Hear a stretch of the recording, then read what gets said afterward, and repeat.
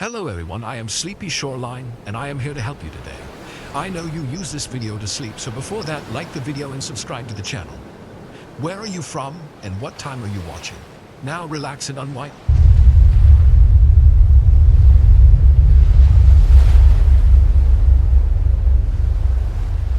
I grew up in a small town.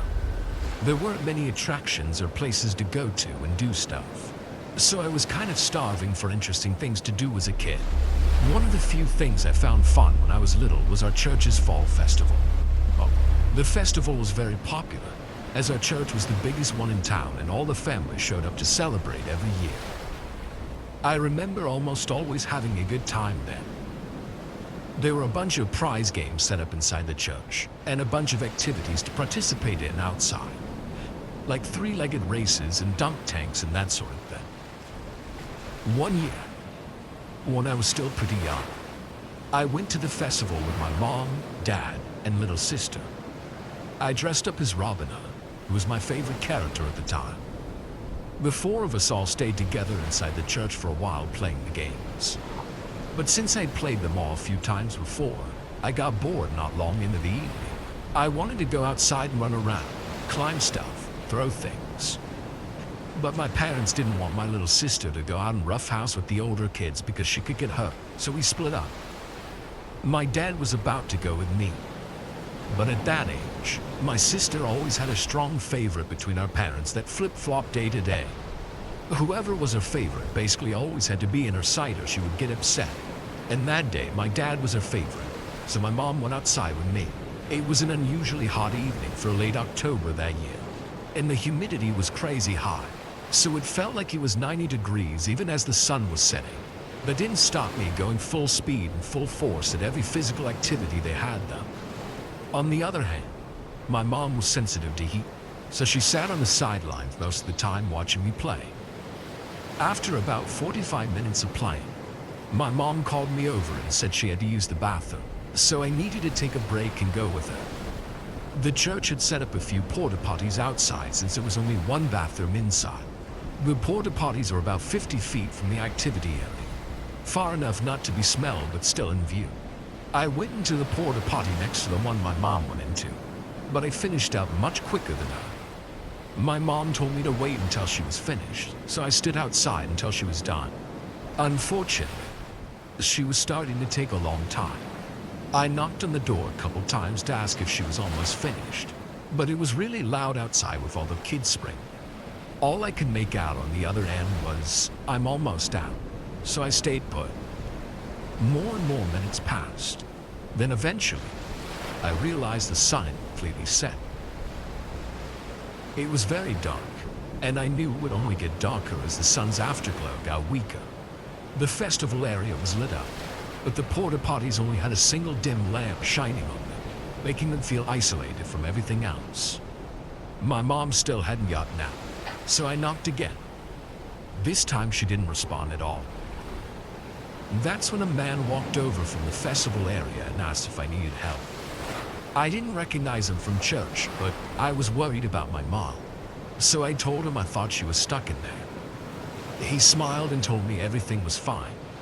He said he would take me to get my dad so he could help me get my mom out. I wasn't sure about going with him, so I knocked on the door loudly and asked my mom if I could go with the man. My mom didn't respond. Instead, the man quickly took my hand away from the door and gripped it tightly, looking down with an intense grin. I was clearly confused, so the man said I shouldn't bother my mom since she was stuck and loud noises might scare her. At my naive age, this made sense to me on some level, but I still didn't think it was a good idea to go with the man. He saw the apprehension on my face and tried to reassure me. He said he wouldn't leave the crowd and that he would only go straight to where my dad was. This was enough to finally convince me. We started walking together while he kept such a tight grip on my hand that it started to hurt. When I tried to wriggle out of it, he grabbed even tighter, so I stopped trying. We headed toward the crowd at first, but then we veered left and headed toward the church. I knew that was where my dad was, but I didn't understand how the man could have known that too. Before I could think much about it, We turned away from the door and started walking behind the church, where a bunch of cars were parked in the grass. I was suddenly very afraid. I knew the man was lying to me. I tried again to get out of his grip. This time he'd been digging my heels into the dirt, but it was no use. The man simply picked me up off my feet and held on to me, trapping me in his arms. As my last resort, I screamed for help. He put his hand over my mouth, but I had already alerted several people from the church. They came running towards us as the man carrying me broke out into a sprint. He got to his truck and opened the door. But just then, somebody slammed the door on his fingers. He screamed in pain and dropped me. I hit the ground hard and crawled away as fast as I could, while a small crowd of men from the church descended upon the man, forcing the door to stay shut in his fingers so he couldn't get away. He was interrogated by the man about what he was trying to do with me, but he wouldn't admit to anything. The sheriff was called to arrest him, but at some point, before they arrived, he managed to slip away. Everyone who saw his face confirmed that he was nobody from the church, and probably wasn't even from town. He just drove in one day with the intention of kidnapping a young boy. He hasn't been seen in our town since, that's for sure. As for my mom, she had a medical emergency in the porta potty and passed out. And it was related to the heat and dehydration, combined with a disorder she already had that I didn't know about. The incident frightened me as a kid, but looking back on it now, feels even more terrifying, knowing what fate I narrowly avoided. I've been camping dozens of times in my life. I was a Boy Scout for several years, but my friends and I all quit to go camping on our own without the weird scoutmasters and annoying little kids. Fall was always our favorite time of the year for the weather. We had a pretty good system together and were quite experienced. Unfortunately, as we got older, life got in the way of things, and we had fewer and fewer opportunities to go camping. Eventually, we stopped altogether. One day, I decided to go camping by myself. I already had everything I needed and all the know-how. I packed in my car on a weekend in November and drove to one of my go-to spots. I didn't bother making a reservation for a campsite because they were rarely ever patrolled. I set up my tent and got a fire going under a light drizzle of rain. So I also put up a slanted tarp over the pit. After I made myself a quick sandwich, the rain went away completely, so I explored the area around the site. In the past, it was common for at least one site to be occupied by another camper, but they were always far enough away that it didn't matter. However, I was completely alone. I found it to be cool, but also disturbing. I had never gone camping alone before, and to not even have any neighbors was even weirder. But I went about my business. I sat around the fire, listening to the sounds of the forest and enjoying the view of the colorful leaves, eating a bunch of food and sharpening sticks into spears. I ended up getting bored and tried to make my way into the woods as far as I could without getting lost. I was hoping to find something cool like a stream or a waterfall or a big rock, but I didn't have any luck. By the evening, I decided that camping alone sucked. I started wishing that I had managed to get at least one of my old friends to come with me. As darkness fell, all I could do was stare into the fire with nobody to talk to. It was more than just boring. It was eerie. Gradually, the sounds of the forest shifted from birds and bugs to just a lot more bugs, droning and clicking endlessly. The only sounds to break it up were the crackling of fire and the sound of my own breathing. Then I heard something else, something strange. There was a weird, quiet hissing somewhere. It was like a distant whisper. I thought at first that there was a burning log hissing, but I turned all the logs around and the sound persisted. I looked around, but it was too dark to see. My ears, however, picked up one detail. The sound wasn't coming from the fire. It was coming from directly behind me at an unknown distance. I immediately grabbed my flashlight and shined it in the direction of the sound. There was nothing. I expected to see an animal or even a person, but there was nothing. As I peered into the woods, the hissing grew louder, but there was no sound of footsteps of any kind approaching me. Suddenly, a piercing scream rang out above me. A chill spread through my entire body. I jumped to my feet and scattered light all around. It sounded like a woman had just been attacked nearby. But after a moment, I regained my composure. That scream was a sound I'd heard before. It wasn't a person. It was the uncanny human-like screech of a barred owl. It's a warning to other owls of a nearby predator. It's not a mating call. It means danger. I had no idea what the owl had warned me of, but after it screamed, the hissing stopped. I made sure my biggest knife was by my side and placed my chair on the opposite side of the fire so I could keep an eye on that direction. I was no longer relaxing in the woods. I was on edge, watching, waiting for trouble. I shouted several times and made sure the fire stayed big and bright. I continued to stay alert for nearly 2 hours until I got tired. By then, I was confident enough that whatever had scared me wouldn't be back, so I felt like it was okay to sleep. I crawled into my tent and got wrapped up in my sleeping bag, leaving the campfire smoldering. The moon rose above the trees and was shining directly overhead, casting shadows of branches and leaves in the canvas of my tent. I thought it was quite nice. But just then, a cloud obscured the moon, snuffing them out. I imagined the shadows as I closed my eyes and tried to sleep. A minute later, the hissing sound returned. My eyes shut open, but I remained perfectly still. The sound was growing louder, and this time, it was accompanied by footsteps. They were extremely quiet. I couldn't tell what it was, but it was getting closer. I carefully and silently emerged from my sleeping bag and positioned myself at the entrance to my tent, ready to pop out at wherever it was. Soon, it sounded like it was right outside. It stopped, and I could finally hear what the sound was. There was a whisper. It was forming words in some kind of language I couldn't understand. Then, the moon emerged from the cloud, casting the shadow of the creature on my tent. I saw the shoulders and head of a man. It didn't appear to have any hair, but there was what looked to be a mangled tree branch going through its head where its mouth would be. Fight or flight kicked in. I ripped open the zipper of my tent and jumped out. I screamed as loud as I could and shined a light at the creature. I raised my knife into the air, ready to strike. Yet, there was nothing there. I looked around. Nothing. I popped my head back into my tent. No shadow. A cold, sinking feeling of dread poured over me. Every hair on my body stood on end. My jaw tightened and I felt the urge to gag. I was on my own, but I wasn't alone. Without thinking for another second, I sprang into action, quickly gathering up all my belongings and tossing them into my car. Then I got in and drove away. I made it home safely, but still gripped by what I witnessed. I've told people about it before, but to this day, nobody has an explanation. And they all think I went crazy from isolation or just made it up. But I know it was real. I think it's the reason nobody camps there anymore. One thing's for sure, I will never go camping by myself again. When I was little, I would stay with my grandmother for a week or two at a time each year.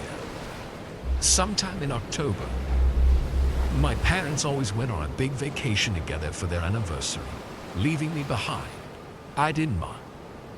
They were great for each other, but they were neglectful and resentful parents. My grandma was a totally different story, however.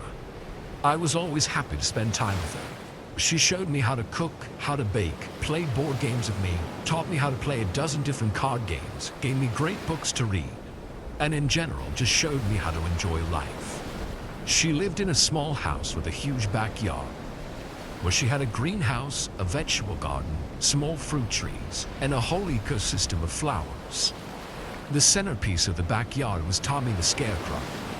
He was named after my grandfather, who had died before I got a chance to remember meeting him. In the movies, scarecrows are cobbled together heaps of worn-out clothes and straw. But in the world of scarecrows, Tommy was a distinguished gentleman. He was made of sheets and pillows, and Grandma always dressed him in Grandpa's nicest clothes. She spent a lot of time putting him together with a different outfit every few months, and tended to him like he was a living member of the garden. It might have seemed weird, but I thought it was sweet. It wasn't like she actually thought the Scarecrow was her husband. It was just a nice way of remembering it. Grandma would help me put him together for the fall and told me stories about him while we worked, so it was a good way for me to learn about him too. One year, while we were putting Tommy together in the backyard, I kept getting the feeling that I was being watched a few times. I swore I could hear someone laughing at us. It was deep and scary sounding to me. I asked my grandma if she could hear it too, but she said no. I knew I wasn't imagining it though, because my grandma had said multiple times that her hearing wasn't as good as mine. When we were done, Tommy was dressed in one of Grandpa's nicest suits from when he still worked at his company. The suit was tailor done when he was 60. The cufflinks and collar pins were gold-plated. The jacket and pants were stark black, letting them and the shimmering stripes stitched into the tie shine even more. The white shirt may have yellowed over the years, but Tommy was still sharp, and no crow would ever dare go near him. We spent the rest of the day inside as it had gotten cold. We ate a pot roast Grandma had been preparing and ate cookies together. And then we sat down with some hot cocoa and watched one of Grandma's favorite old movies. Then we went to bed. I fell asleep easily as I usually did at Grandma's house. But in the middle of the night, I woke up to noise in the backyard. I figured it was raccoons or something similar and hoped they didn't damage Grandma's garden, but I didn't get up to check. Then, a few minutes later, a rock hit my window, causing me to jump out of my sheets. I huddled against the backboard of my bed, afraid somebody would break in. After a few seconds of silence, I calmed down and felt confident enough to check. The window faced the backyard. There was just enough light to make out the familiar shapes and notice what should and shouldn't be there. I immediately noticed that Tommy the Scarecrow was gone. Suddenly, I felt awful for not checking earlier while someone was trying to steal him. Tears of shame welled up in my eyes. I tried to keep myself from crying by burying my head in my hands. As I quietly cried, there was a knock on the window. I looked up and opened my eyes to see Tommy standing behind the glass. I screamed and backed away. Tommy kept his eyes fixed on me and smiled as I made my way to the door. Before leaving the room, I noticed Tommy's suit was completely ruined. The jacket and shirt were torn to shreds, the cufflinks and pins were gone, and the tie was wrapped around his neck like a noose. Blood poured out of his mouth, staining the silk shirt, completing the destruction of my grandfather's suit. I escaped the bedroom and ran to wake up Grandma. All I could say was that Tommy was moving around and looked all wrong. She doubted that was true, but got up to check the backyard with me to make sure. When she opened the back door, Tommy was standing in his usual spot in the middle of the yard, his arms fully outstretched like always. Grandma tried to tell me everything's fine, but I could see more clearly than she could. The suit was still ruined, and there was something else wrong with him. I pointed it out to Grandma. Tommy wasn't hanging down from the post. He was standing on the ground with his own 2 feet. Just as Grandma realized something was wrong, Tommy's arms fell to his waist. Grandma gasped, and Tommy began creeping toward us with short, slow steps. Grandma's mouth was quivering as she tried to say something in total disbelief. I hid behind her for safety, holding on to her for dear life. We were frozen. Tommy stopped a few feet away. Then, he spoke my grandmother's name. Beatrice. And Thomas, I've come to take you with me. His words shot straight through me. A moment later, Grandma collapsed to her knees, fell forward and hit the ground face first, landing at the feet of Tommy the Scarecrow. Before I could understand what happened, he turned and ran away. I began sobbing, trying to wake my grandmother up, but I couldn't. I managed to call 911, but when the ambulance arrived, she had already passed from a heart attack. Police concluded that it was related to a string of increasingly harsh pranks that had been happening the past few weeks, but they were never able to capture the person responsible for any of them. I often wonder what became of the stupid person who was responsible. What possesses somebody to destroy something a person deeply cares about, and then go so far as to pretend to be their lost lover back from the dead? I hope the guilt of what they've done haunts them for the rest of their life. October has always been my favorite time of year. The heat finally lets up, but it never gets freezing like in November or December. The leaves change colors and cover the ground. I get to celebrate my birthday and Halloween just a couple weeks apart, and September is finally over. When I was a kid, I had a neighborhood friend named Pete. He would come over every time my dad raked the leaves. My dad would rake them all into this big pile. We liked to push the pile into the big oak tree in the front yard and jump off onto it into the leaves, making sure between jumps to maintain the pile. We were usually the only ones out in the evening. To everyone else it was too cold, but Pete and I were plenty warm from the activity. There was one house in the cul-de-sac, however, where the owner never seemed to leave the house at all. I didn't even know what he looked like. My dad said it was an old man, and that he hadn't been the same since his wife died 10 years ago. The man let the house and the yard fall into disrepair. The owner had a super old rusty blue pickup truck parked in front of the house. Nobody ever saw him drive it, but every week or so, I could see that it had been moved very slightly. I figured he preferred to go out and get what he needed outside in the middle of the night when nobody was watching. Pete and I played in my front yard with that man's house in full view at the time. It never amounted to anything until one year when I was 12 years old. Pete was over, and we were horsing around in the giant pile of leaves. After about an hour, we got tired and went inside for a break. When we went back out, my dad asked us to take my dog outside to use the bathroom, so we started playing with the dog afterwards. We stood at the edges of the pile and called her. She ran up, but as soon as she stepped foot into it, she froze. We tried calling her back into playtime, but she was sniffing something that took all her focus. Then, she suddenly jumped out of the pile and started aggressively barking at us. Before we could heed her warning, an old man emerged from the center of the pile between us. We screamed in shock. The man reached out and pulled us up to his chest. We tried to get free, but the man was very strong.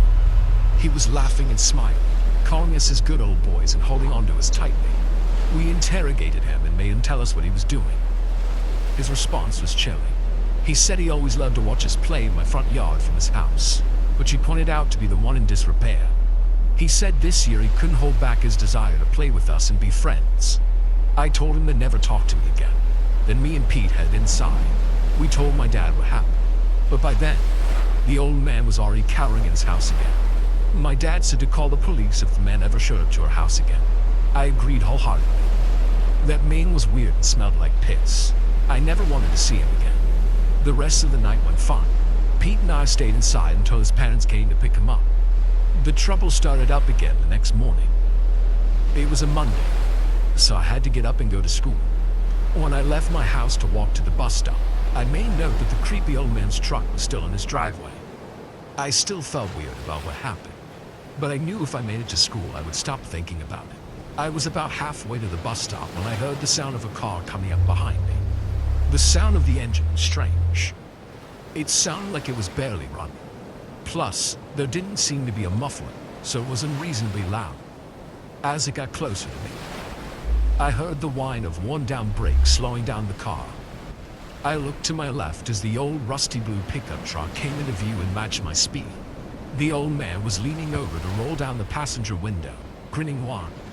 The blood from his nose had dried all over his mouth and chin, looking like charred skin against his pale face. He offered me a ride to school. I declined. To that, he made a weird, chummy face, suggesting the truth was that I wanted to skip school. If that were the case, and go home when no one was the wiser. Again, I declined. This made him frustrated. He got angry. He claimed that we would be perfect friends if I just got over my hang-ups. Then, he suddenly revved the engine and hopped the curb, cutting me off on the sidewalk. He climbed over the seats and opened the passenger door, but I turned around and ran away before he could grab me. I heard the engine rev again, and tires squealing. I turned around, watching him revert back onto the road to point the truck at me. I kept running as fast as I could back home, thinking I would have to run between houses to not get captured or run over. Behind me, there was a loud chunk as he put the truck in first gear. Then, the engine roared for 4 or 5 seconds, burning rubber once again as he made a beeline for me. But then, luck shined upon me. There was a huge sound of an explosion. Immediately after, the engine sputtered and wheezed before finally dying. He had pushed his crappy truck too far and it gave out. I landed. Running home was a hurting man swearing his head off. When I was safe, I called the police. The man was found at his broken down truck, trying in vain to get it running again. He was arrested and his car was towed away. From that day on, I've never seen him since. I don't know what happened to him after he got arrested. His house still sits decaying in the cul-de-sac several years later. Indifferent to whether or not he made it back home, I still can't believe how crazy that guy was. It's incredible what such extreme grief and isolation can do to a normal person over time. I hope I never end up like him. My girlfriend and I have been having problems in our relationship for the past few weeks. In October, I tried to start being a better boyfriend by being more considerate and showing more physical affection. It seemed to help, but there was something missing. I asked her if there was anything else I could do, and she said I hadn't planned any dates for a long time. She was right, so I looked around online for fun things to do in the area. I knew my girlfriend was a big fan of fall, and the month of October specifically, so I centered my search around that. I decided we'd go to a pumpkin patch to pick out a couple pumpkins and maybe a few squashes. I remember that being a lot of fun as a kid, so I had a feeling it would help bring out some childlike wonder and warm memories. I floated the idea past my girlfriend and she jumped on it. The next day, we were in the car with a bunch of baskets, ready to take that pumpkin patch for everything it was worth. The farm was about a 2-hour drive from our apartment, but it wasn't bad. I could tell my girlfriend was very excited about the experience. On the way there, we passed by other pumpkin patches and apple orchards. I hadn't seen any of them on the map or noticed any advertisements for them. We decided to keep our course to the one we originally planned to go to. Unfortunately, when we arrived, there was nobody there. There was a big, beautiful patch behind the fence, but a sign on the gate said the patch was closed for the week as the entire family had caught the flu. I suggested we try one of the ones we saw earlier, so we got back on the road and stopped at the first sign of another pumpkin patch. The wooden road was so old it was almost unreadable. However, the gate was wide open and there was no sign warning against trespassers, so we drove down the dirt driveway. At the end of the road stood an old leaning shack. The piled remnants of a barn lay about 30 feet away. There were no signs that there had been any activity there for many years. Thick, tall grass obscured the sight from the highway, and tall fruit trees boasted brightly colored rewards. My girlfriend got creeped out and wanted to leave, but I had a feeling that this place might be a diamond in the rough. Over a broken fence stood a field of more grass, but it was much sparser than the rest of the property. I figured something else had to be growing there. I walked over and hopped the fence, discovering an expansive concealed pumpkin patch. Ever since the place had been apparently abandoned, the crops had grown wild. I called my girlfriend over and showed her the treasure. Her mood about the place changed instantly. For the next half hour, we quite literally frolicked through the wild field like children. For the first time in a while, I saw her smile with genuine joy. We filled our baskets quickly. There were lots of duds, but nobody else had even touched this spot, so we got the cream of the crop. It seemed like everything had gone perfectly. By then, the sun was setting quickly, so we wanted to get on our way home before it got to be too late. But when I tried to start the car, nothing happened. Confused and concerned, I hopped out and popped the hood to see if it was something I could fix. To my surprise, the battery was missing. I swore out of frustration. But that was the least of my worries. I knew I should be scared. Someone had done this while we were in the field, and I knew they were still around. But I tried to keep a brave face for my girlfriend. Just then, I looked up at my girlfriend who was sitting in the passenger seat. Right as the expression on her face turned to that of pure horror, I turned around and saw the figure of a man standing on the deck of the shack. In the last bit of daylight, I could see he was fat and filthy, wearing denim overalls over a dingy shirt. He looked to be well over 6 feet tall, and he was visibly angry. I immediately went to open the passenger door and pulled my girlfriend out of the car and led her down the dirt driveway. As we fled, night quickly engulfed us. We ran for 2 or 3 minutes, navigating by moonlight alone. Then, I saw another figure of a man blocking our path. We stopped. This man was skinny, almost like a skeleton. We stopped. I looked back. The path was empty, but I knew it was a trap. It was far too dark to be able to tell if the second man was armed, so going forward wasn't an option either. Desperate, I took my girlfriend's hand and bolted off the road into the grass. It was about 5 feet tall, incredibly dense and abrasive. I slouched down to keep my head from being seen over the grass. We stayed silent and listened for the sound of cars on the highway, but we struggled against the thick vegetation. For a minute, I was convinced we were lost. But then, my girlfriend stopped, peeked her head up over the grass, then ran in a random direction. I followed her, but as we neared what I hoped to be our exit, I heard footsteps pounding through the grass behind us. Just before it seemed as though they were about to catch up, we were dumped out into the ditch beside the highway. We quickly flagged down an oncoming car and piled in hectically, almost scaring the driver of the car into thinking we were trying to hijack them. We told him to step on it, sending us far away from that horrible place.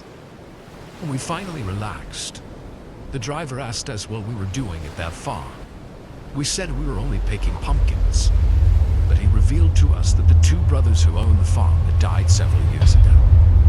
Nobody would be to this day. I wonder if what we saw were ghosts or something else. Maybe the brothers are still alive, luring victims into an open gate and silencing them. When we went back in the daytime to have our car towed, there was no sign of life, except for the fact that all the pumpkins we picked had been crushed.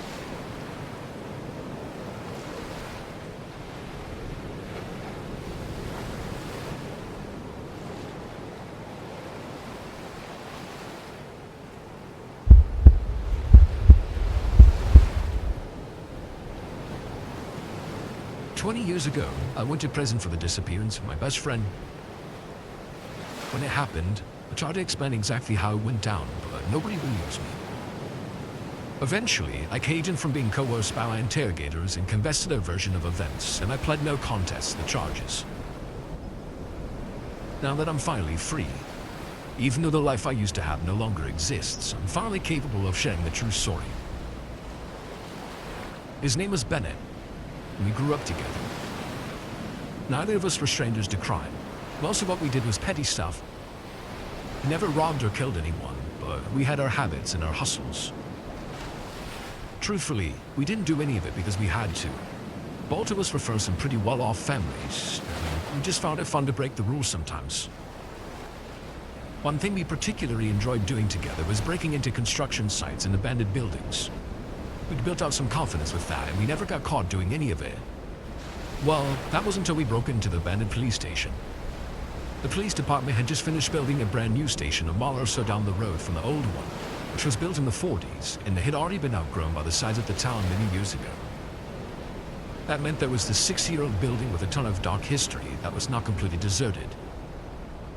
Ben and I couldn't resist.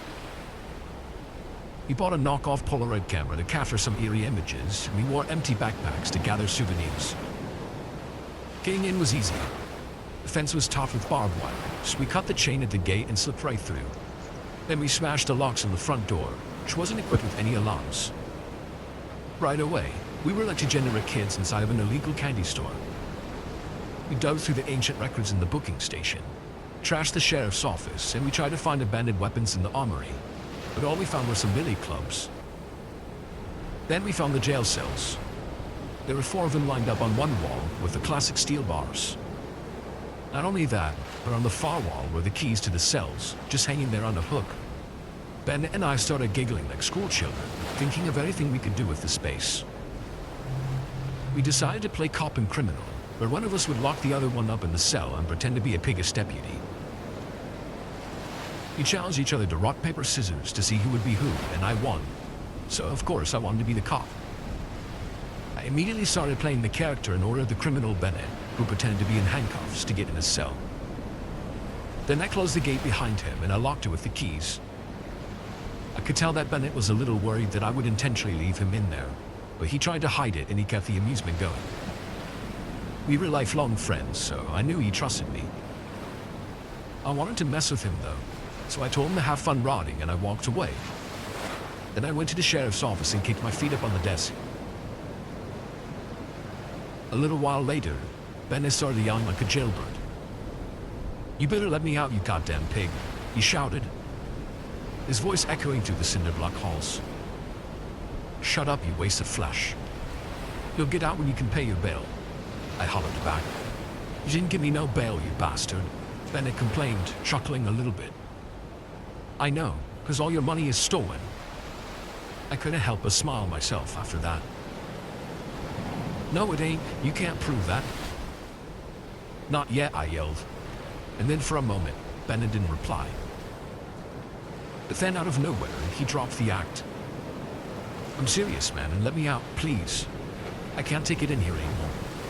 Chill ran down my spine from the tone of his voice.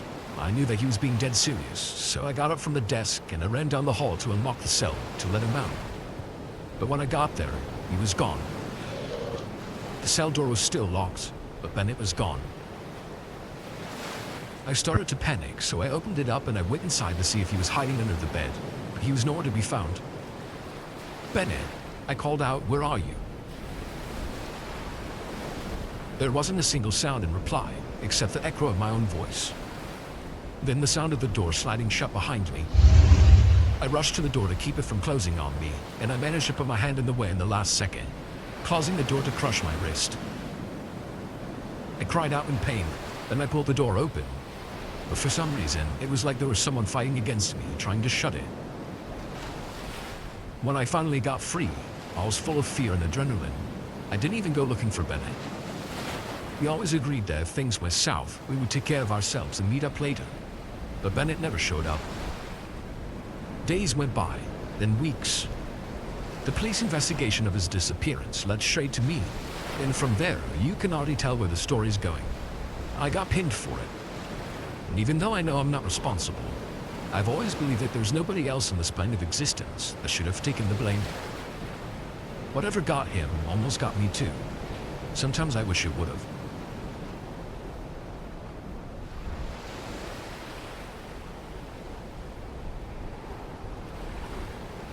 In my career as a sheriff's deputy, I've seen and done more than my fair share of disturbing and traumatizing things. Of course, I've never really been able to share my experiences with many people, other than my wife and a few members of the force. And now that I'm retired, I've decided to write down the ones that have stuck with me the most over the years. This was just one day on the job. It wasn't a call that we weren't expecting. It didn't come out of the blue at all. In fact, most of us had been itching to take care of this issue for months, but we had been forced to wait for a warrant. There was this abandoned house in one of the neighborhoods we would patrol. The owners of the house died and they didn't leave the property to anyone, so it got foreclosed by the bank, who didn't touch it for far too long. Until they finally decided to mark it for demolition, when it had gone to the point that it was about to fall over on its own. We got the warrant for the raid, based on the testimony of the contractor who went inside the house, for a pre-demo inspection. He came running to the station looking like he'd seen a ghost. From what the inspector said, we all had the same idea of what we were getting into. On the surface, it was obviously a typical trap house. We expected to find all sorts of drugs and squatters and illegal firearms, which we did. So we came prepared to make arrests. However, we could never have been ready for the full extent of what we discovered. We circled the house with about 8 squad cars, plus a SWAT van from the next county over. It was the middle of the day, but none of the occupants even noticed what was happening outside. I wasn't on the front line, but I was several men behind the SWAT guys who announced our presence at the door before breaking it down. We only gave them about 15 seconds of warning them from the first shout to the door being rammed open. But that was enough time for several of the occupants to get up and scramble for the back door. We of course had officers waiting to capture them. The SWAT guys charged in, and they scared any of the rest of them from even thinking about putting up a fight. By the time I got in there were about a dozen people left on the first floor of the house, and they were all on the ground and frozen already. However, it wasn't yet time for me to start cuffing them and getting them out of there. Mobilizing them with zip ties was the job of the officers who came in after me, because even though the ground floor was secure, the house wasn't clear yet. There was a basement. While the other guys cleaned up the first floor, I backed up the SWAT team with another deputy, which was my partner at the time, as the armored men continued their march, heading down the stairs into the space below the house. I remember my heart was racing the whole time, like it would on any other high-intensity raid like that. I could feel the sweat soaking through my clothes, and it was like I could see you 360 degrees all around me. But there was a distinct change in the air as I made my way down those steps. The SWAT team felt it too. They slowed their pace noticeably as we descended. The hairs on the back of my neck stood straight up, and I noticed the eerie quietness of the space I was entering, broken only by the noise from upstairs.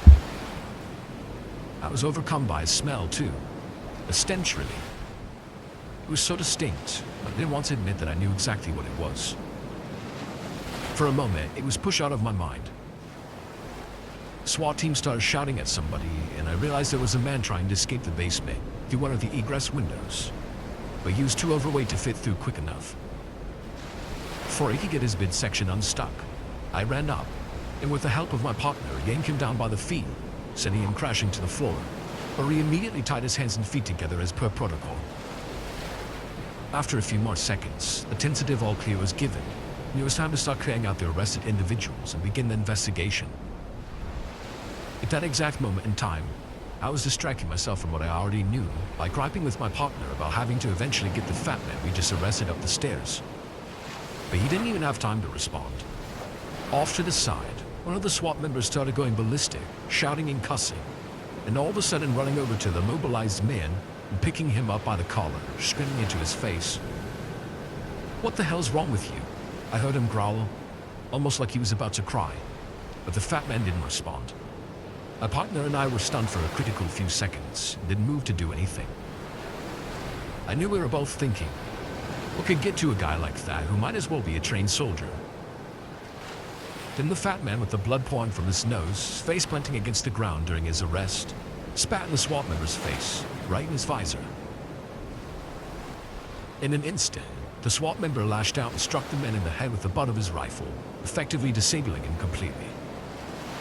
I'm positive he would have kept on going and beaten him to death too if it weren't for the rest of the SWAT team rushing over to pull him off. By then, I was starting to feel an uneasy shakiness in my knees, and I knew that soon I'd have to accept the truth of what triggered that man's rage. That stench I noticed earlier, I had recently become quite familiar with it. Our first son had just been born a few months prior, and the odor of infant fecal matter is quite recognizable.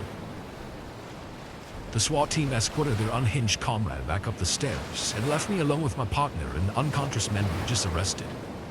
And all of a sudden, our surroundings came into focus. All around us were cribs, 6 of them lined up against the walls of the cramped and dingy basement. In horror, we looked into them, and what we saw has given me nightmares ever since. There were children in each of the cribs, and more than one in some of them, ranging from infants to toddlers. They were all in terrible distress and covered in feces. The reason we hadn't heard them crying in the chaos of the raid was because they were all, and every single one of them, gagged by pacifiers, which were held in place over their mouths by cordage that was wrapped so tightly it was digging into their skin in some cases. Some of them were even tied up with bungee cords. I immediately felt so lightheaded that I almost couldn't continue standing. I wanted so badly to believe that what I was seeing couldn't be reality. I vaguely heard my partner call off for backup, but forgot about doing my job. All I could think to do is pick up the baby that was squirming so helplessly in front of me and take out their pacifier so they could finally cry through their immense suffering. I cradled them in my arms and I tried to console them. And this is the sight and sound that many of my comrades on the force witnessed when they came rushing down the stairs. Through the investigation, it was found that many of the drug addicts that were squatting in that house had formed a sort of twisted, heinously neglectful daycare center for their unwanted children so they could get high in peace. All the children were put into the foster care system, and none of us ever saw any of them again. I know for a fact that each of us has wondered about their fate every day since. I know I have.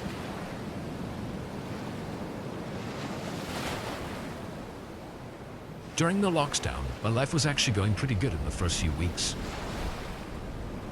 I got together with my girlfriend just in time, right around when everything was closed and there was nothing else to do. which meant we had ample time to spend together in our budding relationship. Had recently started driving too, so it's kind of perfect.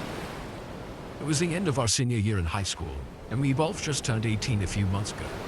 We had almost no responsibilities. We would drive all around town and enjoy the lack of people, relish in each other's company, and of course, find secluded spots to park my car and be hidden from prying eyes.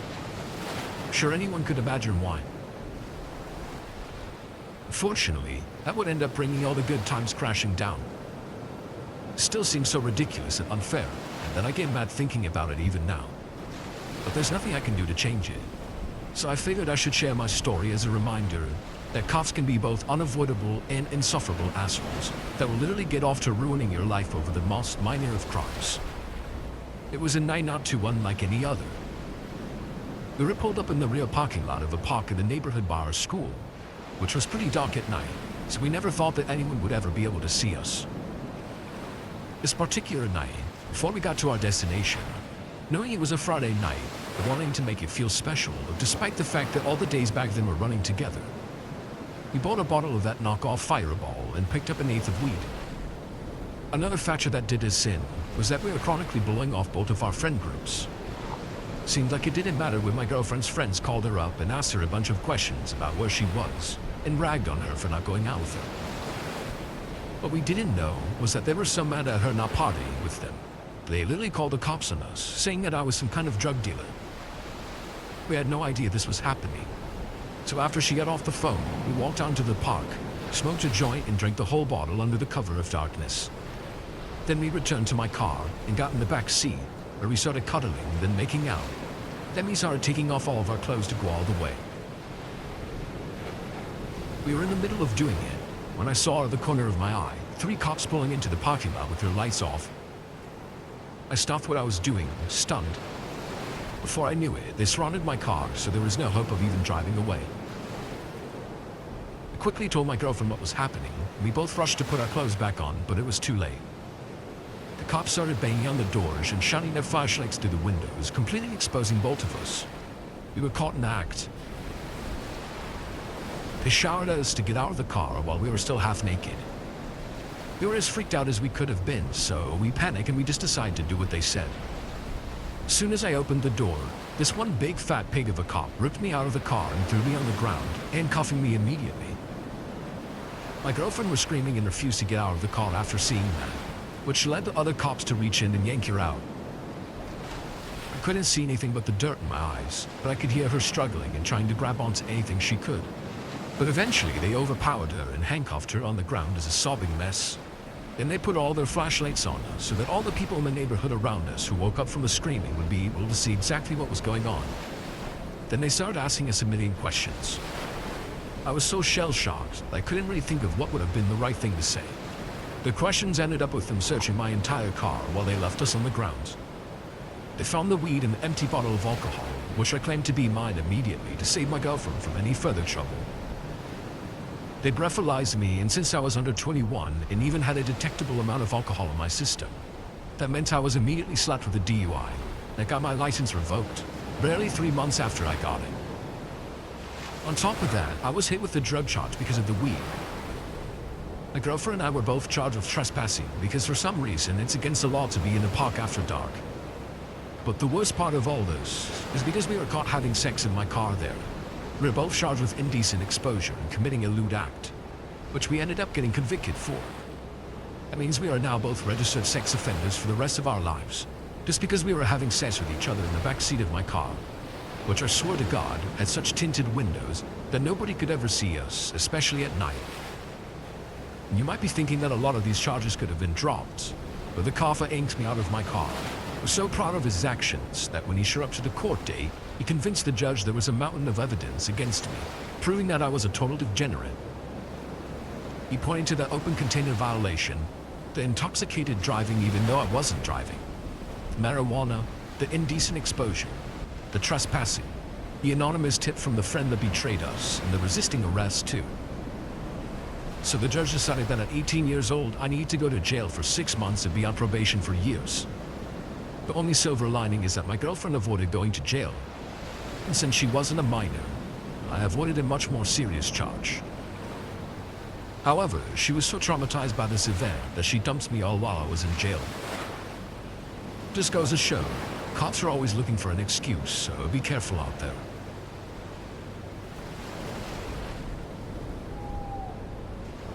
I own a cabin in Idaho, right on the western edge of the Rockies. It's just a small place, nestled away in the forest by the mountains, that I go to a couple times a year for short getaways. This was in 2019. I had just driven 8 hours north to get to my cabin and arrived around 8 p.m. The last mile was down a dirt road that sometimes grows over, but luckily I made it with no issues. I turned on the generator at the side of the cabin, then hauled my luggage out of the truck and up to the front door, unlocking it and getting inside. It was a little colder inside than I was expecting, and when I turned on the lights, I saw why. One of the windows in the back of the living room was broken, like the whole glass part was shattered and all over the floor.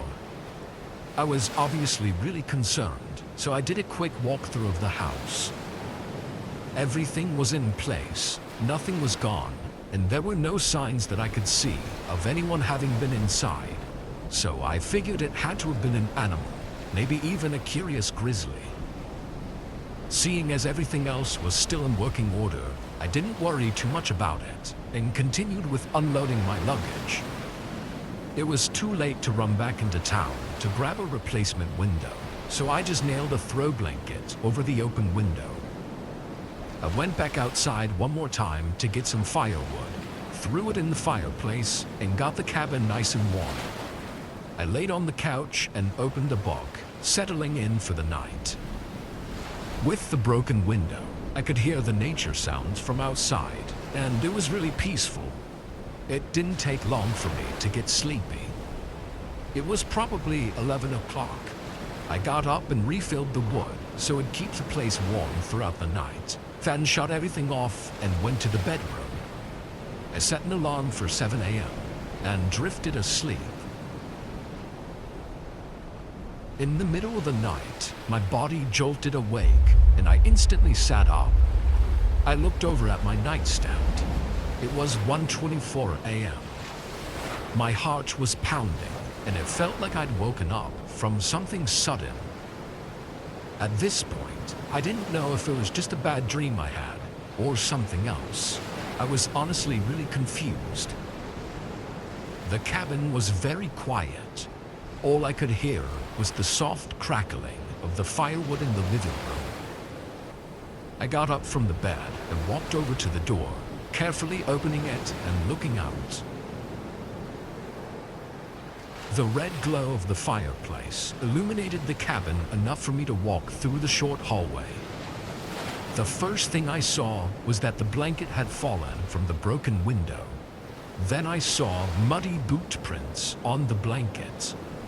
I followed the tracks with my eyes, going straight from the window and into the hallway I was standing in. My heart continued pacing as I turned around and saw the prints going up to the bedroom door I just came from. I walked back toward the room and felt the absolute horror set in as the boot prints went into the room and up to my bed. My mind was racing now, and I didn't know if this person had just come in and left for no reason, or what the hell was going on. But after a closer look, there were no boot prints leading away from the bed. My body felt numb for a moment as I almost uncontrollably knelt down and looked under the bed. Before I even fully bent down, I saw the outline of someone's hand. I immediately jumped back up. I was so terrified, I slammed my shoulder into the doorway, trying to get out of there frantically. I grabbed my car keys and bolted out the door. In the rush, I never got my phone, so I had to drive all the way into town and to the police station. We didn't get back to the cabin until an hour after the incident, and whoever had broken in was gone. I still don't know what the hell really happened that night. I think I must have woken up from them crawling underneath my bed and probably bumping into something. But why they were there to begin with, or even why they broke in, I have no clue. This was 5 years ago, and after 2 years of being too afraid to go back to the cabin, I thought about selling it. However, I couldn't have it on my conscience if something were to happen to whoever bought it, so I took the listing down. The cabin has been abandoned for the past 5 years, though I'm almost certain that during that time, it's had some unwelcome visitors. My friends and I used to live really close to a national forest. It was just a 10-minute bike ride from my place. And living in a boring small town with nothing better to do, we often went exploring in the woods in our spare time. We didn't know directions or anything, and didn't have cell phones with Google Maps either, so it definitely wasn't the safest hobby. After years of going out there though, we'd grown pretty accustomed to the area. Anyway, I was just 15 at the time, and it was the first day of summer break. Me and one of my closest friends, Jason, were celebrating the start of summer by having a sleepover at my place. We were probably just going to play Xbox all night, but just a little past 12 a.m., the power cut out. My dad woke up and tried to get it running again, but it looked like it was a neighborhood-wide outage, so there was nothing we could do about it. Neither of us were tired though. We had literally just chugged energy drinks a half hour ago, planning on pulling an all-nighter. After a couple minutes of being bored though, Jason asked if we'd ever been in the forest at night. It was a weird and random question, but it almost felt even weirder that we'd never actually been out there at night, despite having lived here and explored those woods for over a decade. Somehow, not a single time had we gone when it was dark. We grabbed my empty book bag and tossed a couple flashlights in it, then rode our bikes to the spot that we usually enter the forest at. It was this dirt circle on the edge of the road that we'd always leave our bikes at. While we were there, we noticed a car parked further up the road. It was some old SUV, looking like it might have broken down, but all the lights were off, so we thought they'd abandoned it or something. We tossed down our bikes and headed into the trees. When we entered, we immediately had to take our flashlights out because it was insanely dark. Outside the forest, the moonlight was bright enough to illuminate the area, but inside the forest, it was just absolute darkness. I don't even know why we were so intrigued by going here at night. I guess it was just because we'd never done it, and we wanted to get a little adrenaline rush. It only took a couple minutes for that rush to set in, as we looked back and could no longer see where the road met the woods. It was cool to hear the forest ambience at night, and obviously it was a little creepy too. Our enjoyment seemed to dwindle down as we got further in though, and I don't know about Jason, but I was getting a really unnerving feeling. It was like the adrenaline rush had faded, and now I felt like something was actually wrong for some reason. For several minutes, we walked in silence, listening to the now eerie and unnerving sounds of the woods around us as we moved our flashlights around. Then we heard a stick snap to our left. The sound echoed through the woods, and both of us moved our flashlights toward it. In the beam of our lights, there was a guy standing, maybe 40 feet away. Jason and I froze, immediately knowing how odd it was for some older guy to be out here, and unsure what he was up to. He had a black leather jacket on, and the cap over his long hair. I remember his eyes vividly, though, as they were disturbingly wide open. Somehow, it took a full 10 seconds of us staring at him, and him staring at us, before we noticed a shovel in his hand. Jason leaned over to me and whispered in a nervous voice, I think we should go, like right now. That was enough to snap me out of it. Both of us hurried away, going back the way we came. We covered our flashlights with our shirts to make them dimmer and less visible just in case he was trying to find us. Eventually, we made it back to our bikes though, and when we did, we noticed that the car parked up the road was now gone. We hopped on our bikes and rode straight back to my place. I really wish we had told someone what happened. However, I'm sure that even if we did, nothing would have come from it. We couldn't see enough to know exactly what he looked like, or even what kind of car he drove. After that night, I stopped going in those woods, as I think if we had stayed any longer, or been any closer to that guy when we ran into him, we might have not made it back home.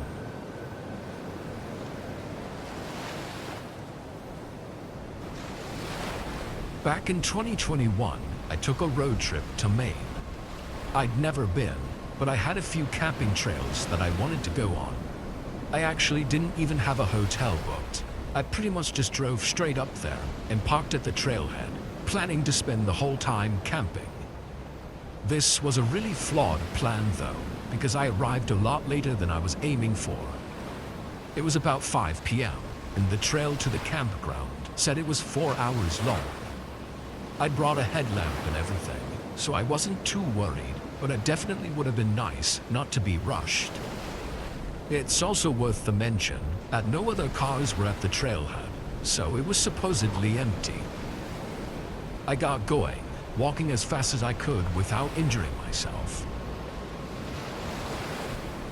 2 hours in, the sun started coming down, and by 8, it had mostly set, so I took a 5-minute break to rest up before making the final stretch. I sat on a fallen tree just off the path and drank some water, then pulled my headlamp out. As I did, I heard some leaves crunching behind me.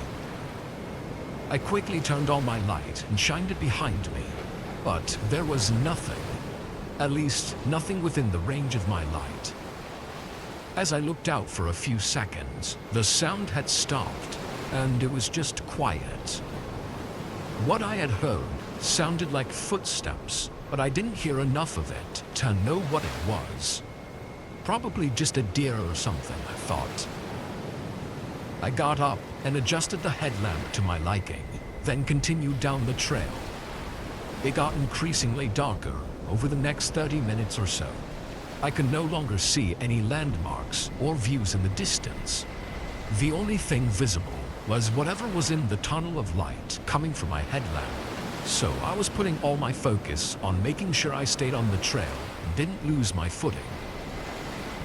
Several times throughout the walk though, I had to stop, thinking I heard footsteps again. Every time I would look out and wait, but wouldn't hear anything. I thought I was either going crazy or maybe being stalked by an animal. It definitely wasn't a good feeling, given my situation. When I reached the 4-hour mark, I started getting uneasy. I thought I'd be at the campground by now, and I didn't know how much battery was left on my headlamp, but it had to be getting low by now. Then, as I continued to walk anxiously through the woods, I heard it again.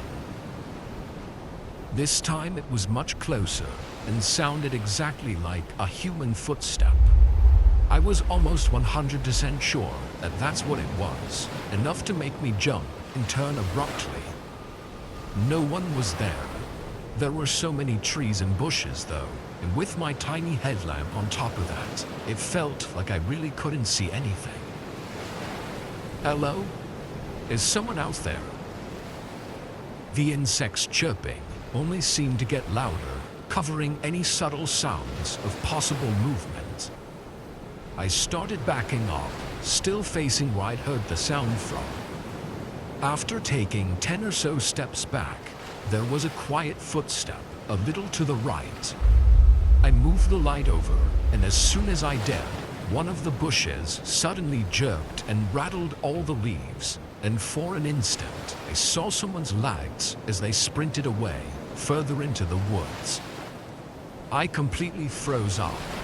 After a few long seconds though, I came back to myself and started hurrying away from that area. I found a spot a mile up the trail where I could hide out and discreetly camp out the night. I didn't get much sleep, but I never heard or saw the person again. It was pretty clear that they were stalking me, and I wasn't trying to get any deeper into the forest. So in the morning, I headed back to my car. As far as I know, they lost track of me. Whatever their intentions were, they couldn't have been good. I bet if I'd made it to the campground, they either would have been waiting for me or have arrived later in the night to do whatever the hell they were planning.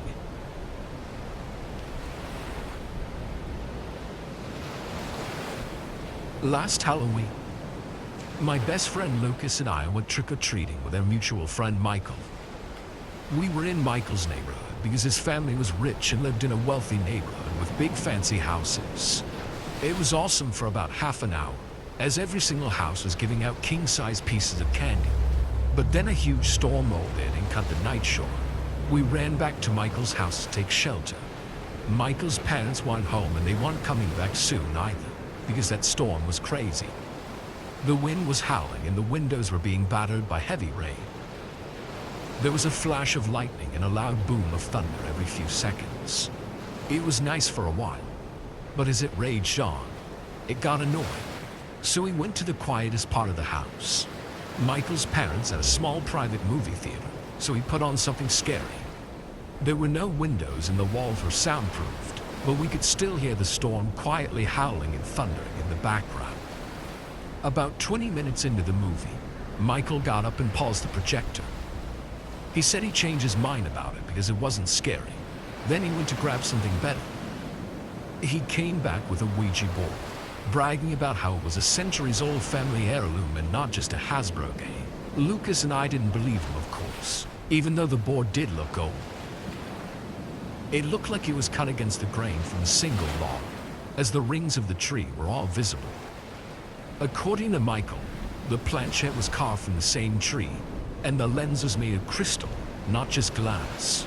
We were interested in messing with it, so we sat down on the floor of the theater, underneath the projector screen. The lights were at their dimmest level, and the storm could still be heard thrashing the walls of the house. It seemed like the perfect environment to communicate with ghosts, being sealed off from the outside world. The three of us each put our hands on the planchette, and Michael was the first to ask if there were any spirits with us. Then, the planchette began to move. It was so slow it was almost unnoticeable. The lens traveled to the top left corner of the board. To yes. We all giggled, each of us assuming somebody was moving it on purpose. Next, Michael asked the spirit to prove they were real in some way. The planchette moved again, much faster than the first time, down to the number 3. Michael laughed, mocking the spirit, saying that it was true there were 3 of us, but that didn't prove anything. Then, the planchette slid to the number 2, held there for a moment, then slid to the number 1. A second later, the projector suddenly started playing the movie again. We all jumped and took our hands away from the board. I accused Michael of secretly using the remote, but he pointed to where he had been sitting and the remote was on the armrest. All 3 of us were freaked out, but Michael looked the most scared. He kept mumbling that something was in his house while we stared at the projector screen, dumbfounded that the movie was playing on its own.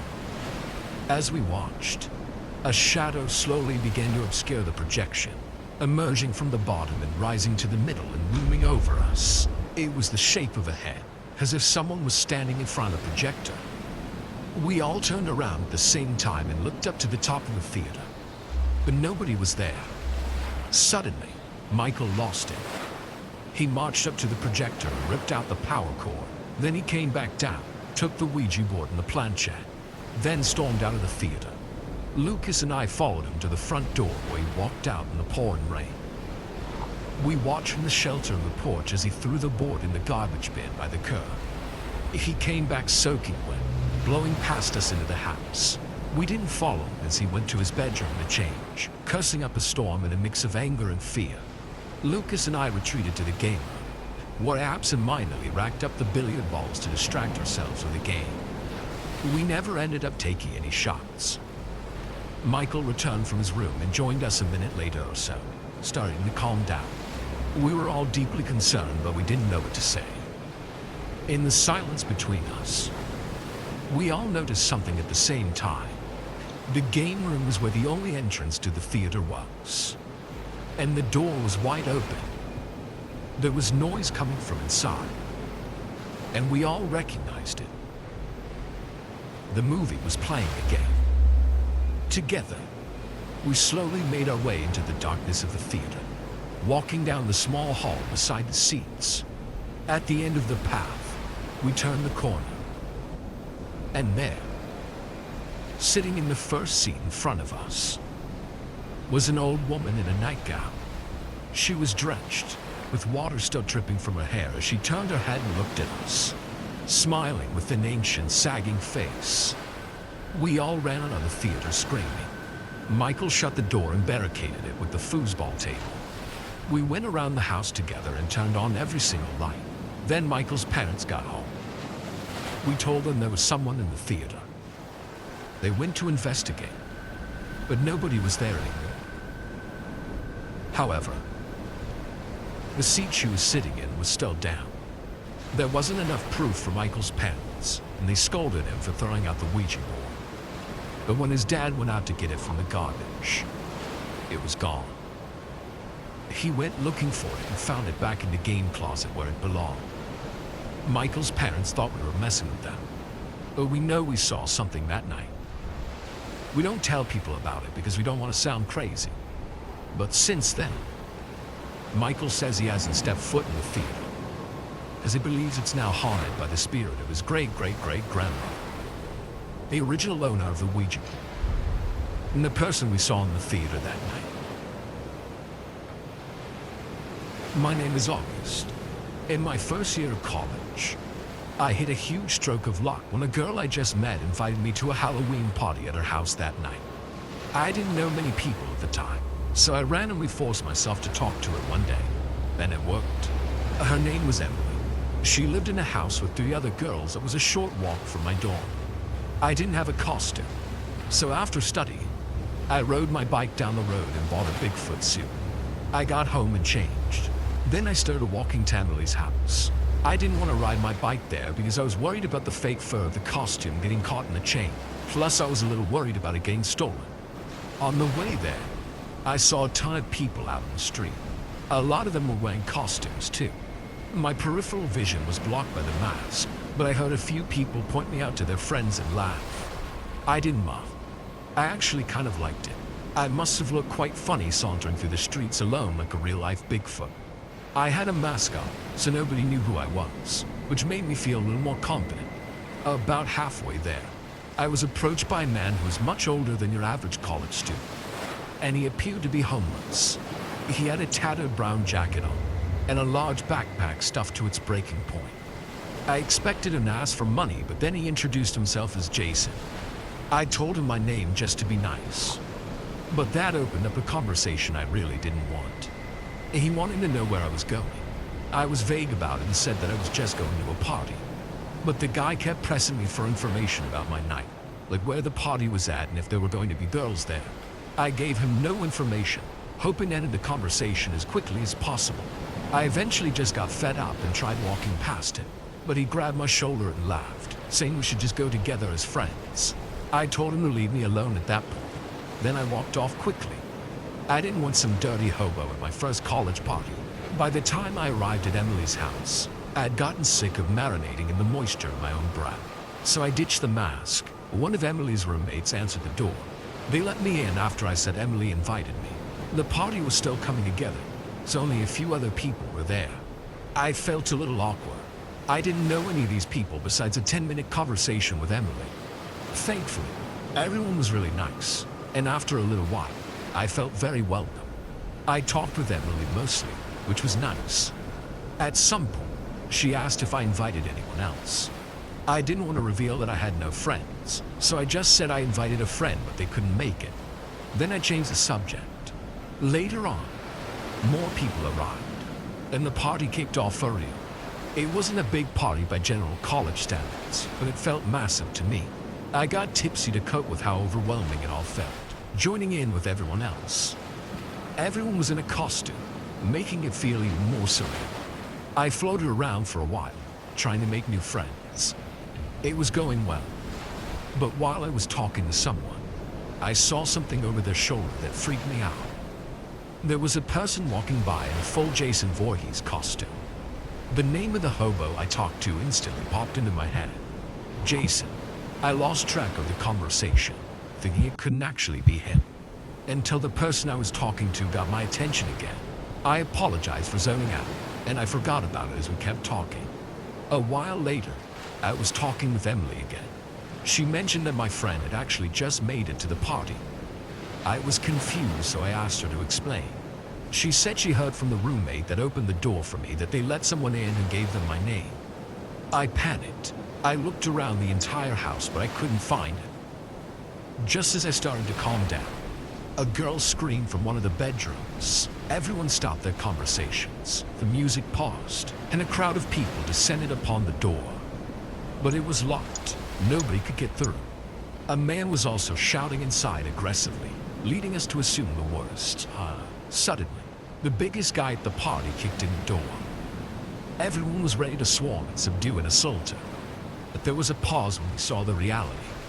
There was costume pieces all over the floor, and a woman was covering herself with sheets on the bed as a stark naked man stood with his back to her. He faced the person in the Jason Voorhees costume who was threatening them with a large knife. The next moment was a blur of bodies. Several men rushed in and tackled the attacker, subduing and disarming him. The mask was ripped off, and I saw the face of the man I talked to on the street, Jason. The worst part is what he screamed as he was held down. "You told me I could kill him, August. You told me I could kill him, August." That's what he kept saying directly to me before the cops came. My world burned before my eyes. All the people I became friends with now looked at me like a snake, a monster. After using my name to get in, Jason snuck into one of the girls' closets. That girl ended up taking a guy into her bedroom to sleep with him, only for Jason to attack them. If he had surprised her while she was alone, who knows what might have happened. He must have followed me into the house, then got into costume to live out his twisted murder fantasy. He went to jail, but unfortunately, despite proof that had nothing to do with Jason's actions, none of the people at the party ever trusted me enough after that night to accept me being around them.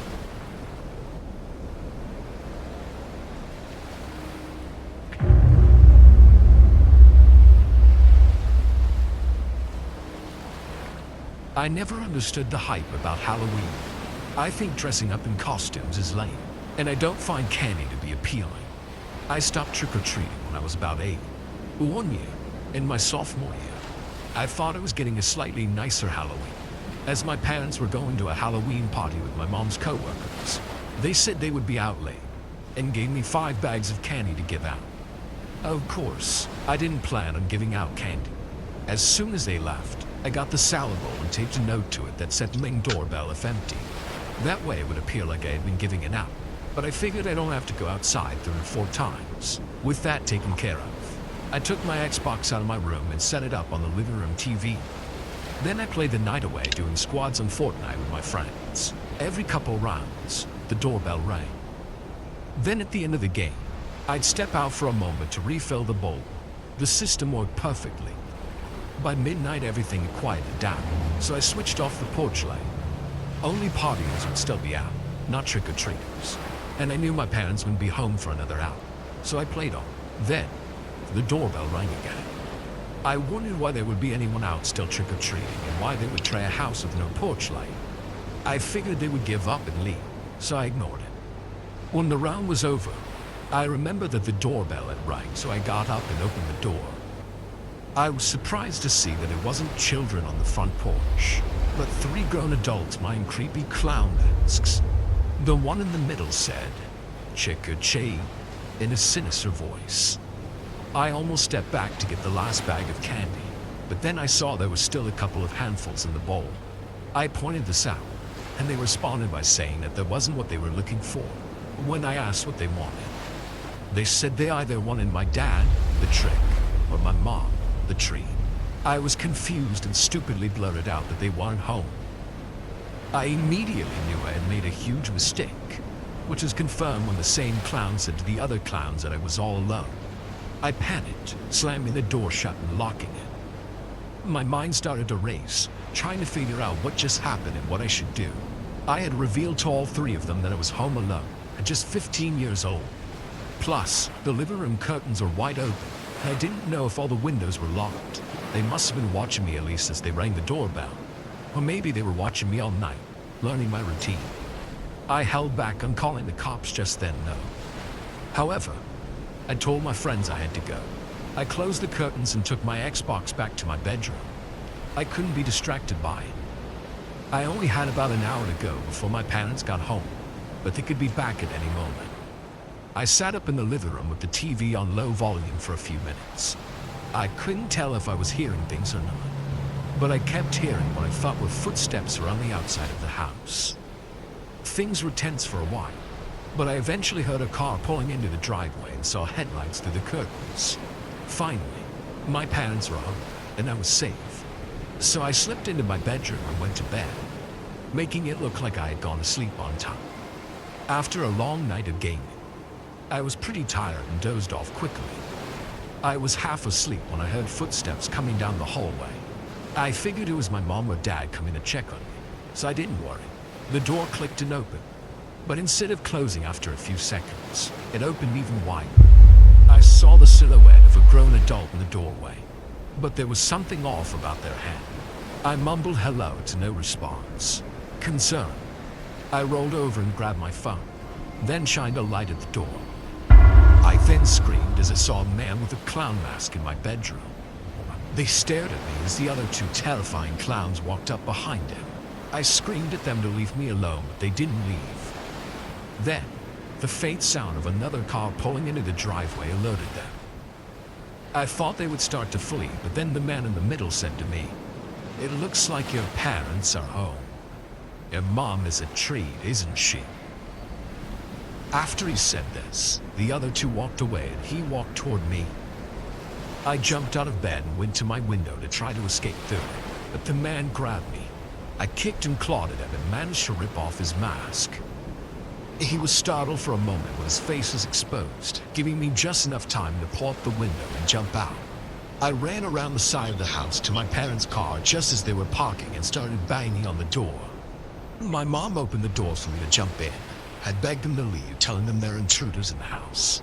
Then my dad reversed up the driveway and sped down the road. My mom called the police as we circled the block for a while, never taking the risk of stopping. When police arrived, the clowns were gone. Apparently, they had picked the lock to the back door after I went to bed, thinking it was my parents that pulled in the driveway. Luckily, my parents arrived just in time. It's a miracle I managed to escape and warn them before they had to face those men. I don't want to think about what terrible things they had in mind. Since that night, we haven't heard anything from the intruders again. We still live in the house, but we take more precautions now, especially when answering the door for strangers. This experience has given me even more hatred for Halloween. Halloween was my favorite holiday for a very long time. I always had a thing for eating too many sweets. But I've been trying to be healthier because of what happened to me when I went trick-or-treating last year. I was 16, watching over my little cousin Carlos, who was 11. Carlos lived about a mile away. His parents didn't want him trick-or-treating alone in his own neighborhood, as it was more dangerous, so they dropped him off with me. We walked all over my neighborhood and on the outskirts of Carlos' neighborhood. Carlos and I spent 2 hours trick-or-treating. I wanted to hit one last house before taking Carlos home. We walked up to the porch and knocked, but instead of the door opening, the porch light turned off. There were no lights on inside the house, and now with that one exterior light gone too, I realized the street was a little too dark for comfort. I took it as a sign to go home. But as I was about to turn around, the door swung open and a man in a Scream costume appeared. All I could see was the ghostly mask. I couldn't see any of his body. Something didn't seem right with me. But Carlos said trick or treat and opened his bag. I followed suit and tried to stay calm. The man gave us each a couple pieces of candy. Then the man asked us if we wanted more. I said no, but Carlos was quick to step forward for it. My instinct kicked in and I lightly grabbed Carlos by the shoulder, keeping him from going any further. The man inside asked him to come closer, but I told Carlos not to. But I held Carlos close. Suddenly, the man grabbed Carlos by the hand and tried yanking him aside. I quickly ran up and punched the man in the face. I rocked back and fell on the ground. The man laughed at me and told me to get up and run. I was too afraid to take him head on, so I sprinted toward my house to keep him from going after Carlos. The man followed me home for several blocks, taunting me about how slow I was and that he would catch up whenever he wanted. I was struggling to breathe. My legs felt like they would give out at any minute. I knew I had to stop and defend myself. But when I turned around, nobody was behind me. Nobody was even on the street. All the trick-or-treaters were home, and the man in the scream costume had just disappeared. But I still didn't feel alone. I couldn't run, so I stumbled home. When I got to my door and reached for my keys, I felt the hairs on the back of my neck stand up. I looked behind me, but there was nothing there. I went inside. Then I called Carlos's parents to ask if he made it home. Thankfully he had, but they scolded me for letting him be alone. When I got off the phone, I heard a knock at the door. A chill ran down my spine. I looked out the eyeglass, but nobody was at the door. My parents were asleep, so I didn't want to scare them. I went around the house and locked all the windows and doors, checking outside. I saw the faint ghostly face of the scream mask out in the backyard and across the street. But each time I did a double take, the figure was gone. I figured I was just being paranoid. I couldn't sleep, so I stayed up in the living room for a couple hours trying to relax. At one point, I heard a weird rattling coming from the half bathroom, so I checked it out. But when I flipped on the light, it stopped.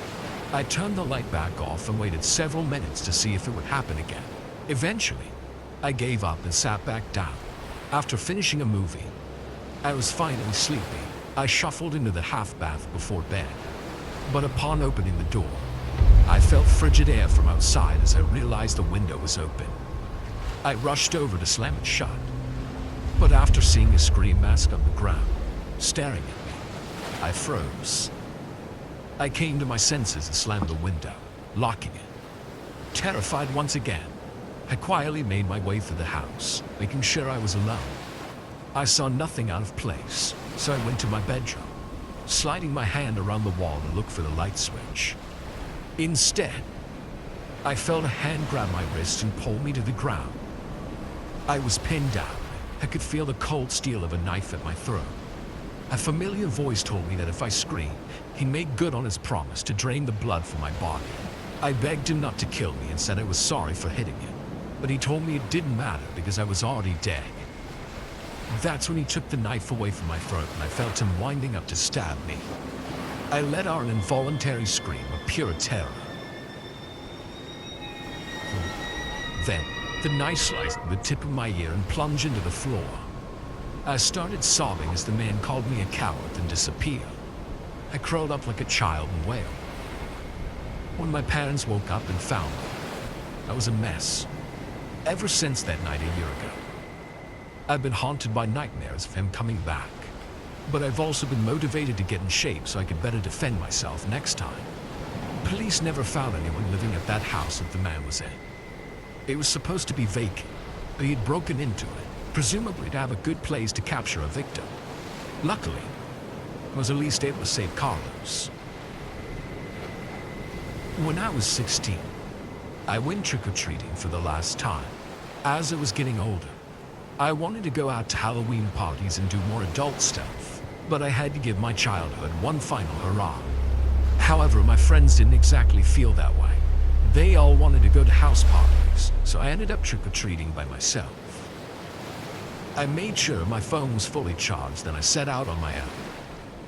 To be honest, it was kind of sad. I was only collecting meager amounts of candy, and the whole time I felt like I was missing out on fun with my friends. After an hour or two, I had to call it quits. I started to see if there were any functions I could show up to when I got a text from my crush, Braden. My heart fluttered a bit. We had been texting back and forth sparingly, but I could never tell if he was into me. To my delight, he wanted to know what I was up to. I told him I was trick-or-treating by myself and looking for something more fun to do. In the next message, he invited me over to his house. I was immediately overcome with excitement, but also nervousness too. I didn't know the details, but I wanted to play it cool, so I didn't ask. I figured I'd go with the flow. I never got any vibes from Braden that he would do something wrong, so I never worried about the worst possibilities. He gave me his address, which was unfortunately a 45-minute walk away.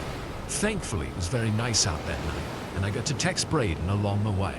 I was in high spirits when I arrived at the address. The neighborhood wasn't as nice as the one I pictured Braden living in, but that didn't matter to me. The house looked empty, with no lights on and no cars in the driveway. There were no decorations either, except for a single sign that said, "Beware," which looked like it could have been taken from the house across the street. I texted Braden and told him I was there, also asking why his house wasn't decorated. He said his parents didn't celebrate Halloween, but they were out of town, so he was celebrating inside. Encouraged, I walked up to the door and knocked. It was opened by a person in a vampire costume with a hood concealing their face. I asked if they were Braden, and they said, "Yes," quietly. Then they said my name and welcomed me inside. It sounded like Braden, but he was doing a corny Dracula character and voice that made him sound different. It wasn't a deal breaker to me though, so I stepped in. Once he closed the door, it was totally dark inside. I could barely see Braden standing 5 feet from me. I knew my eyes would adjust eventually, but I reached into my pocket to get my phone and shine a light. Before I could even turn on the screen, Braden rushed over to me and stopped my hand.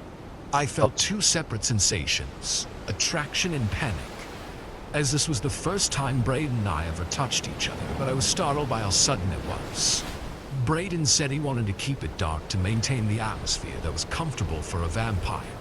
I laughed and asked him if he was really going that far with the vampire bit, but he replied in character seriously, so I figured he was going all out while his parents were at home.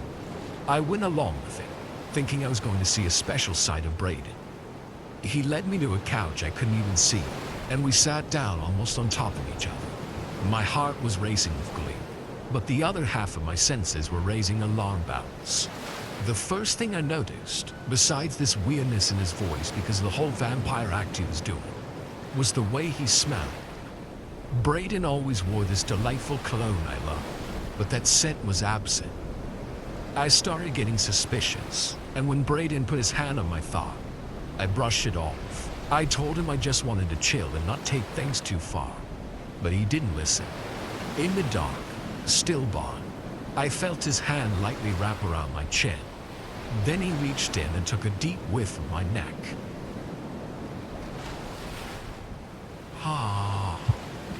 I was petrified, telling him to cut it out with the vampire crap. Before I could push him away, he bit my neck. I screamed and jumped away from him, stumbling in the dark and falling to the floor. Braden called out for me, and I knew he was coming to get me, so I pulled out my phone and quickly flashed his eyes with a flashlight. He recoiled at the sudden bright light, giving me the 2 seconds I needed to get on my feet and run out the door. I ran 20 minutes to my friend's house. I cried on the way there because I couldn't stop thinking about what I saw. When I flashed that light at Braden's face for that split second, I saw it wasn't Braden. It was a stranger. When I got to my friend, she helped me calm down and called the police for me. Of course, by the time the cops got to the house, which turned out to be abandoned, the imposter was long gone. I was very traumatized by the encounter and felt extremely foolish for letting myself get tricked like that. When I felt well enough to go back to school a few days later, I confronted Braden, thinking he must have been a part of deceiving me. However, he told me he had lost his phone at a party that night and still couldn't find it. Somebody had stolen it and found our conversations, then used them to lure me into a trap. I'm sure biting me like a vampire was only the start of their plans. After what happened, I can't fathom ever getting with Braden. ever going trick-or-treating again, or ever going to someone's house party alone. And of course, everyone should have a password on their phone, such as you could end up protected. When I was 12, I went trick-or-treating with my friend Steven. It was the first year my parents let me go out for Halloween without at least one of them.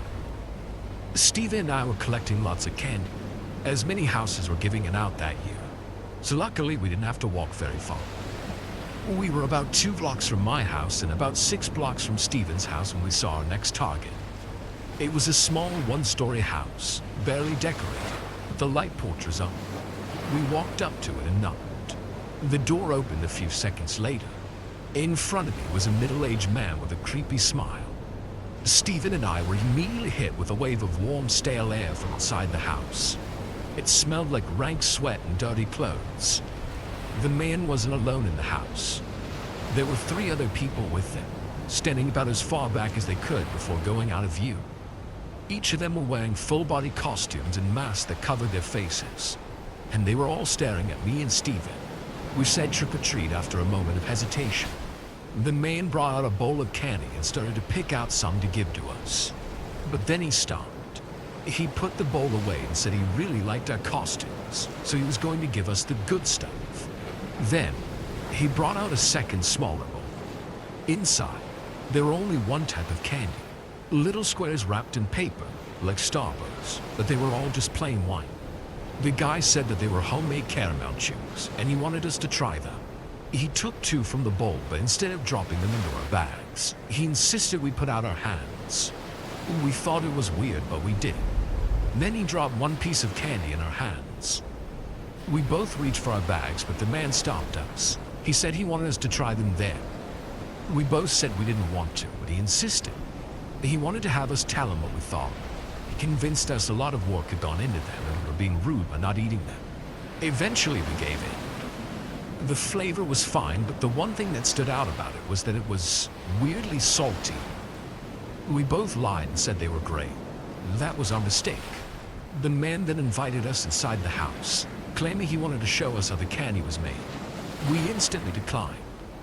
That's where I noticed that all 3 of the masked people who were watching us before I disappeared. And from behind the house, I heard a screen door slam shut. The man continued trying to convince us to go inside, even putting a hand on Steven's shoulder, which Steven quickly brushed off. We were about to turn away and leave, but by then, it was too late. The 3 masked people from inside the house had come around and were now standing behind us, blocking our exit down the stairs of the porch. They inched forward, forcing us closer to the man as he kept pulling at us. We shouted at them to stop, but they weren't going to. They were forcing us inside. In a panic, I bolted to the side. I felt someone grab my bag of candy, so I dropped it. Then, I jumped over the banister and landed in the bushes. I quickly got to my feet and started sprinting down the street toward my house. I looked back and saw 2 of the masked people were chasing me, and down the street, Steven was running from the 3rd one in the other direction. I screamed for him, but because the people chasing us were in costumes, everybody on the street thought we were being pranked. I made it back to my house shortly after losing the masked people around the corner. My mom saw me returning without any candy and asked what had happened. I lied and said Steven and I were scared by a group of mean teenagers who forced us to give up our candy. I don't know why I lied. I guess because I was afraid of not being allowed to go trick-or-treating again. Regardless, I stuck with it. Then she asked if Steven made it home. I told her I didn't know. She took me in the car over to Steven's house to make sure he was okay. Luckily, he also made it home unharmed. My mom said she would let me eat all that was left at the house, but I didn't want to. By then, I was feeling very strange. I was extremely tired, like I was getting sick and needed to lay down. After getting back from Steven's house, I went straight to bed and fell asleep immediately. I woke up at about 3 in the morning, feeling very groggy and terrible. I didn't know why I had woken up, but then I heard a knock at my window. I looked over and saw the silhouette of a person outside, holding something next to them. I gasped in shock and rubbed my eyes. But when I looked again, the figure was gone. I brushed it off as leftover paranoia from earlier and went back to sleep. The next day, as I was leaving to walk to school, I noticed something on the side of the house, right under my window. I went over to investigate and discovered it was the bag of candy I lost. What I saw the previous night wasn't hallucination. Those freaks had followed me home. I wanted nothing to do with it. I picked it up and threw it right in the trash. For the next 6 years, until I moved out, I avoided that man's house like the plague. I've always tried to not think about whatever twisted things were going on in there. But I still get flashbacks. I didn't put it together then, but I believe the candy he gave us was laced with something to make us unconscious. Because Stephen told me later that he felt the same way I did afterwards. Whatever torture we were spared probably would have been the end for us.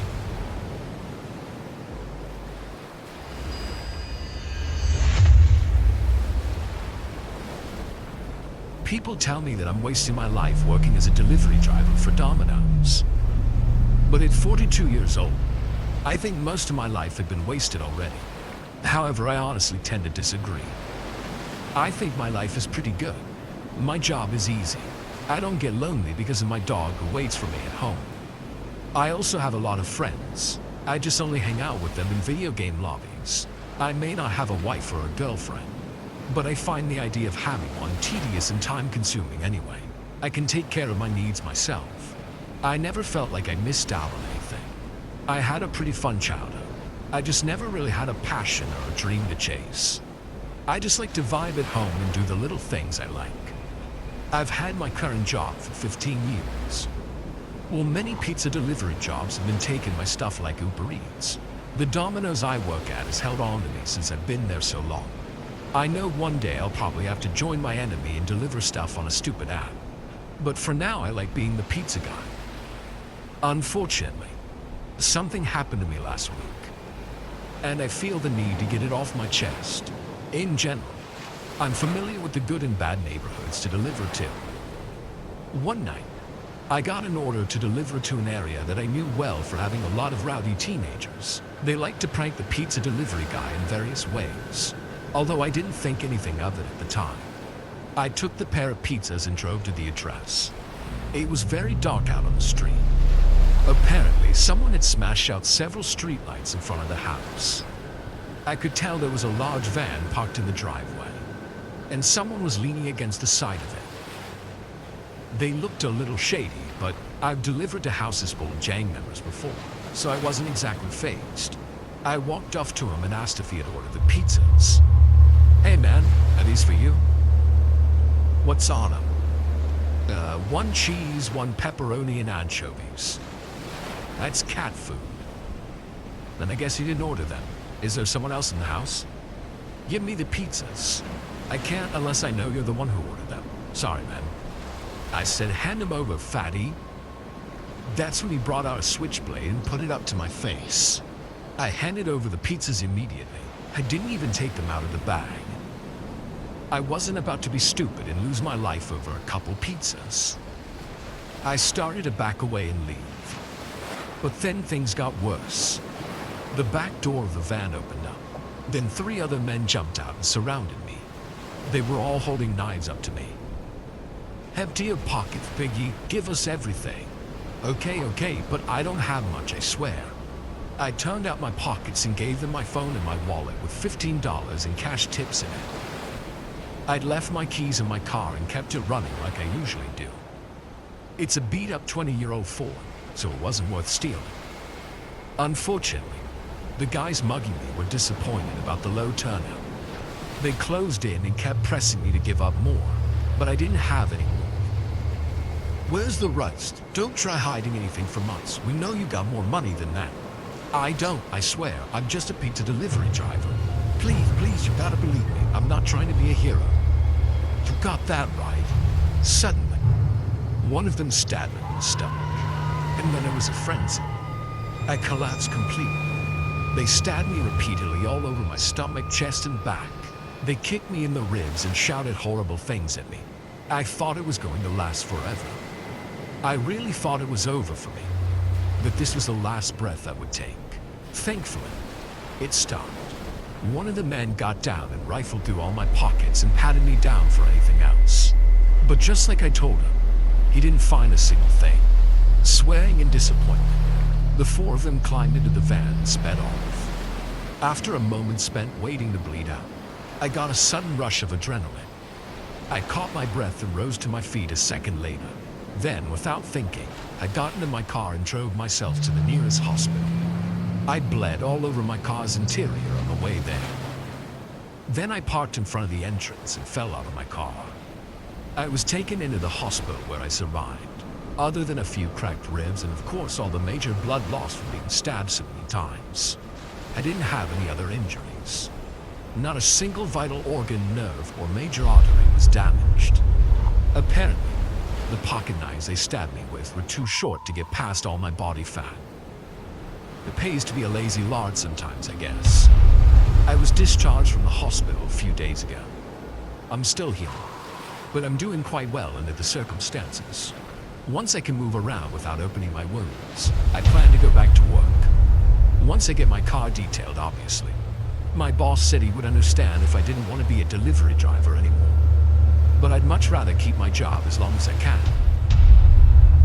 I've been robbed many times making deliveries, but that was the only time I ever feared for my life.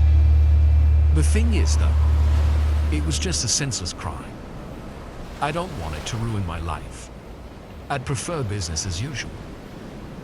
As for the guys that attacked me, they've yet to be found. But then again, it hasn't exactly been long. I described them as young even though I couldn't see their faces well. They were probably the ones who broke the streetlights, and I bet they knew the house was vacant too. My guess is that they didn't even need the money. They just wanted to play pretend as criminals.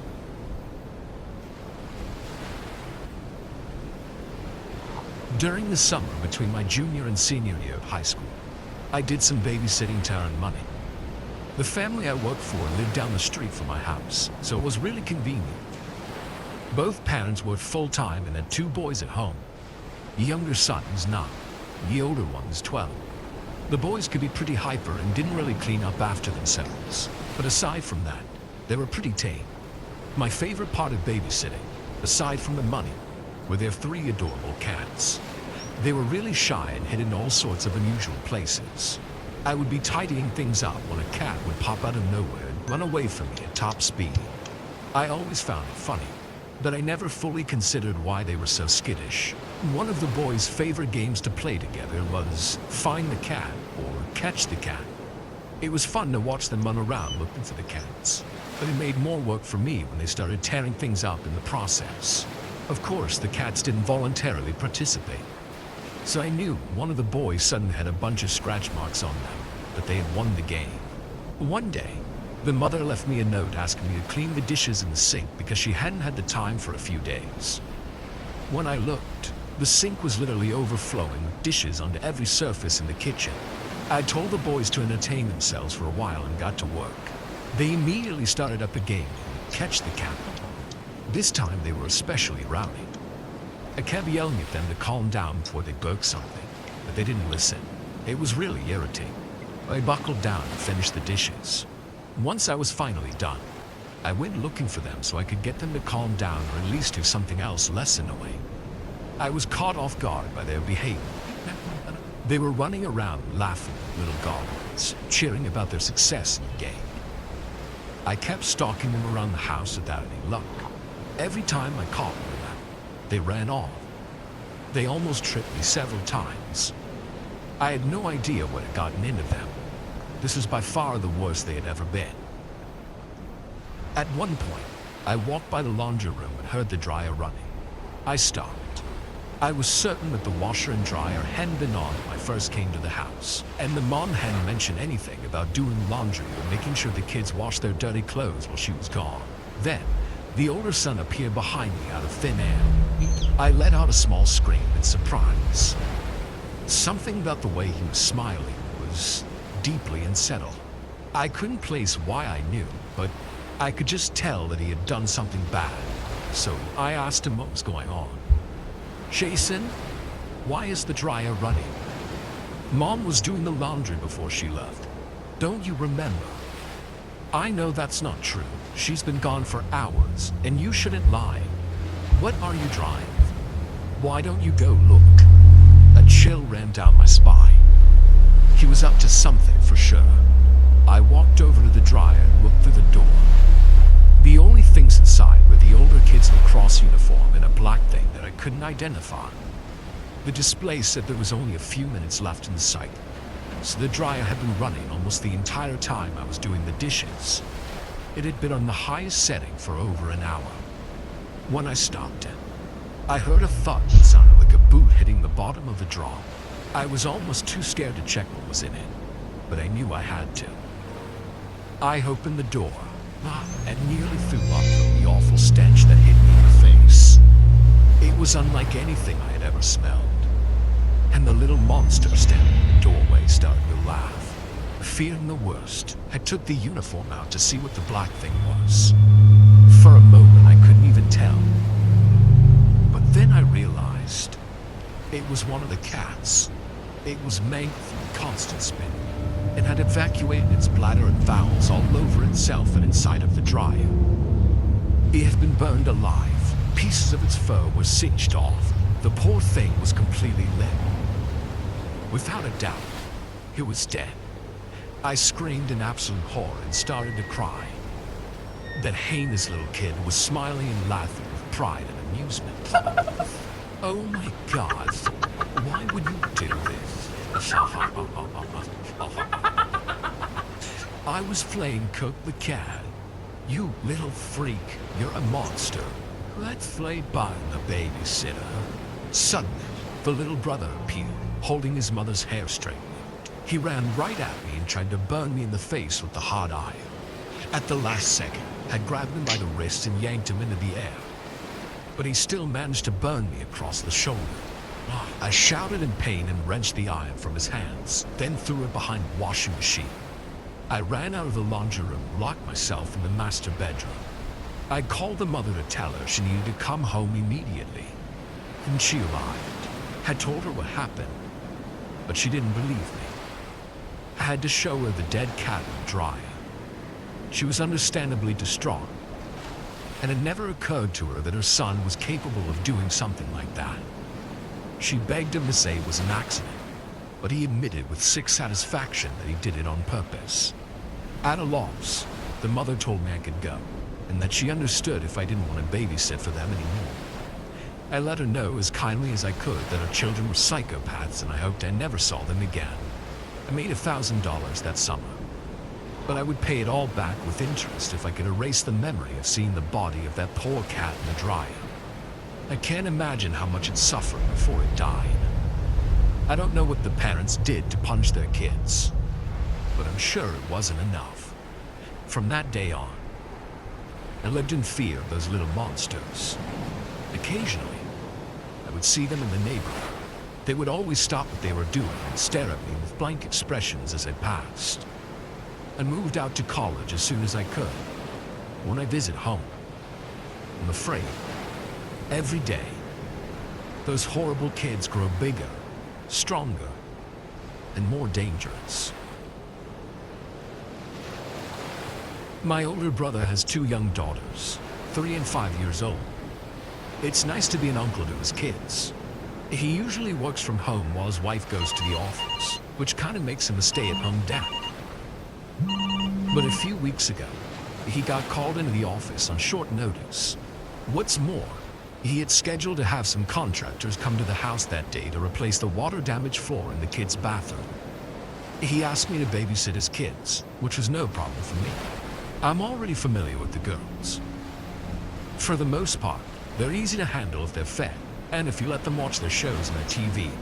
They're not in school yet either, so there's no homework to make them do.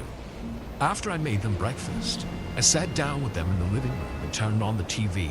A little later, the contractors arrived. The boss of the company who knocked on the door was an older bald guy with a white beard. Something about him seemed strange. Earlier, I hadn't considered that the workers would be something to watch out for. But when I met the boss, I felt like I should keep an eye on them. Then, the boss did something that set off some alarms. He came over to the girls and started talking to them.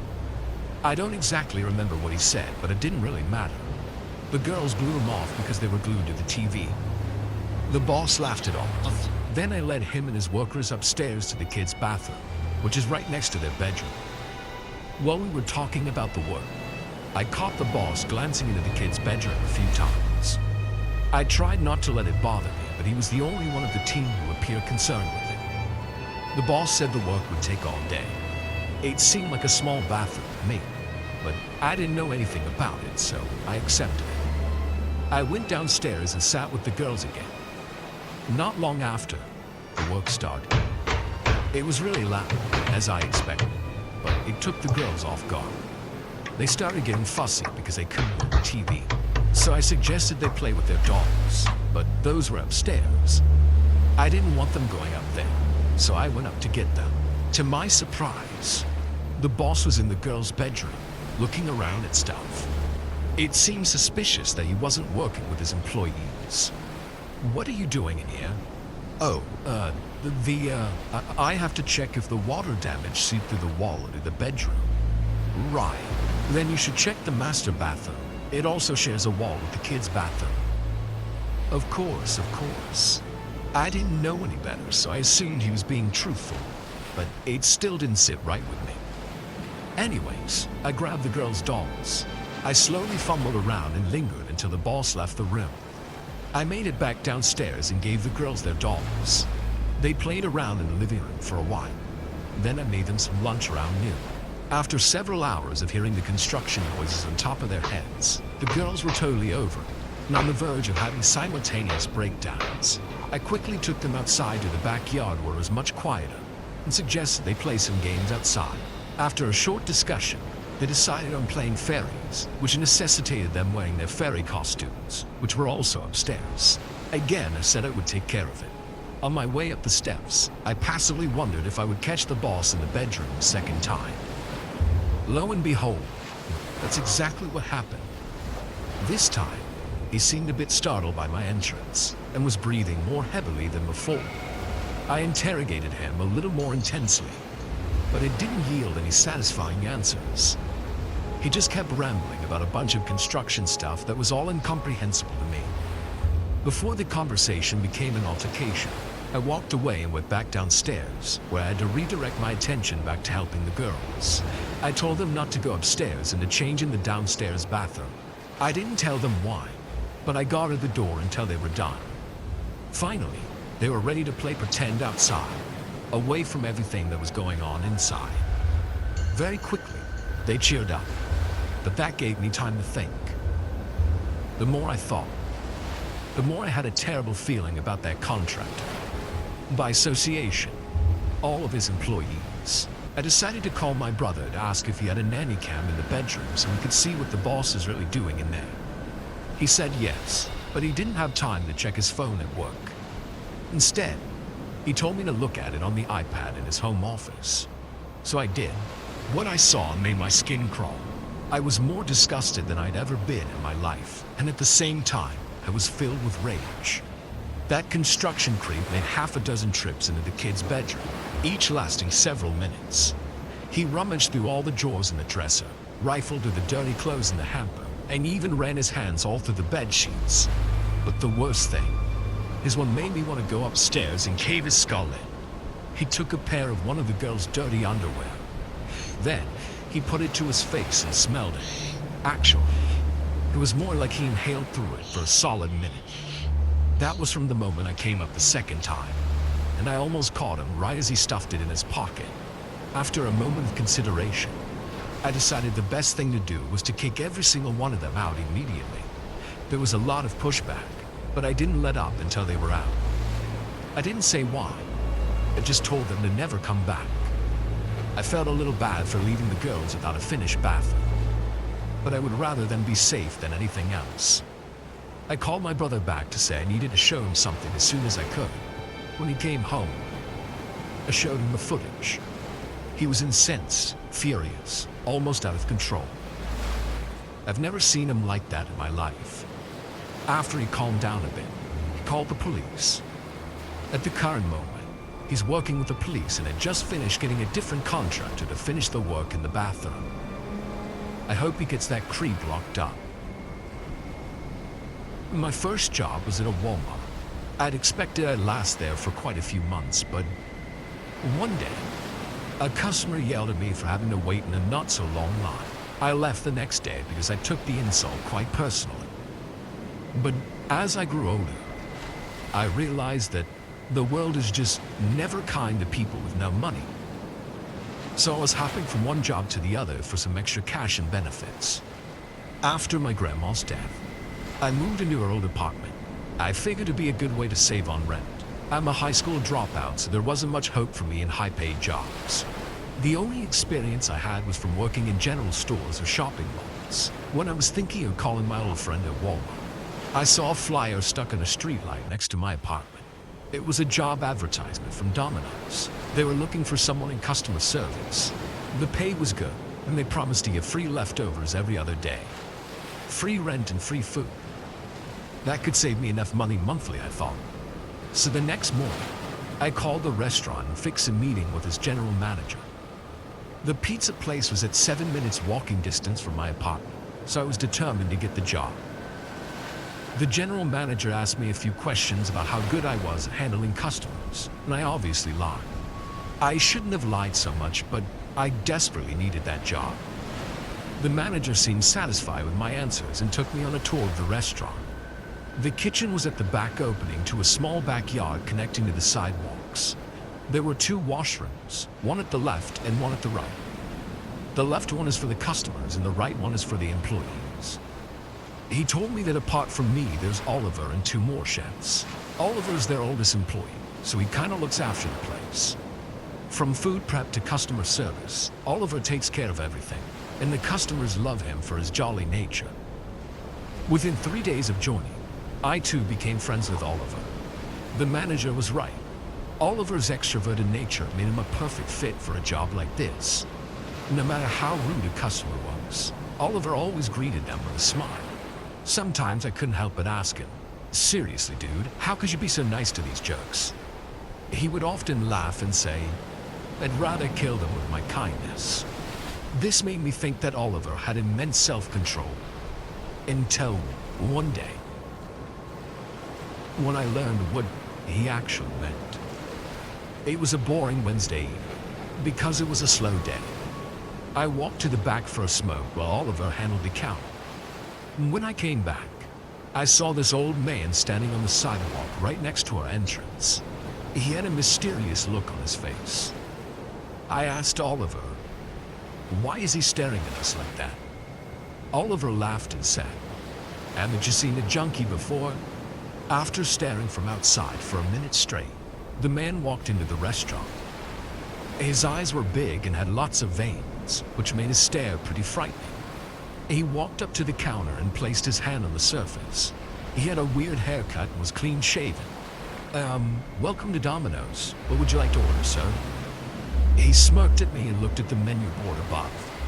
Oliver was in the kitchen taking care of some deliveries, so it was just me and this man at the sitting area. He breathed very loudly, like he was trying to grab all the oxygen for himself. After spending quite some time eyeing the menu, the man asked me a weird question. "Is it safe to eat here?" I was really taken aback by this because Domino's has been quite a popular food chain for a long time. Thousands of people eat from here, and no one ever doubts our food. I assured him that we serve quality food. He ordered 1 large margarita pizza with no toppings. He emphasized very heavily not to add any toppings. I took his order to the kitchen and Oliver noticed my grumpy face. He asked me if anything was wrong and I told him about a new customer. Telling the chefs to prepare his order, Oliver and I came back to the counter. The man was eating salt from the salt shaker at the table. "Man, what the heck is wrong with this guy?" I whispered to Oliver. He didn't say anything. He just smiled. I realized he'd more experience than me, so customers like this don't bother him anymore. 10 minutes later, the chef rang the bell from the kitchen, letting us know the margarita was ready. I grabbed the pizza in a box and served it to the man's table. He looked at the pizza and then looked at my face. His eyes were wider than before. He was drooling from the corner of his mouth. I could tell he was hungry, but he didn't pick a single slice from the box. "Is everything all right, sir?" He murmured something in a low voice. I couldn't hear him clearly, but I was able to make out two words. Not safe. Suddenly, he stood up and turned his head at the counter. Oliver was taking some orders on the phone, so he didn't notice the man looking at him. What happened afterward happened so quickly that I was left speechless. The weird customer ran straight to the counter and grabbed Oliver by his uniform. He then pulled him from the other side of the counter and pinned him down on the floor. What are you doing? Oliver began to scream, but the man didn't explain anything. He just started kicking and punching Oliver like crazy. With every hit, he screamed, "Not safe, not safe, not safe." I shouted for help and tried to separate the man from poor Oliver, but the man was in his beast mode. The chefs came out from the kitchen and somehow managed to pull the man away.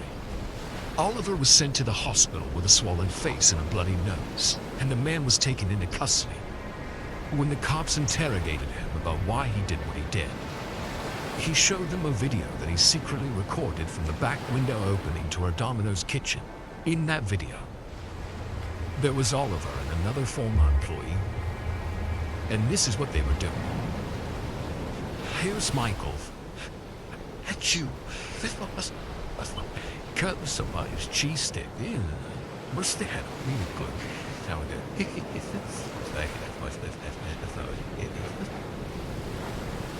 This cheese stick's pretty lonely over here. I think it needs to be boxed. We'll see who it's going to. Oh. I've always loved taking care of children.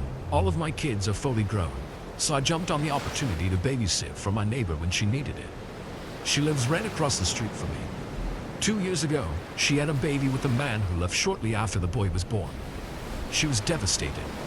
The father was supposed to provide for them, but without him around, she had to get a full-time job to pay her bills. I offered to care for her boy while she was at work.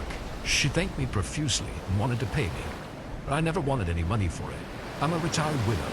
My son moved back in with me recently after falling on hard times, but at the time I was also an empty nester.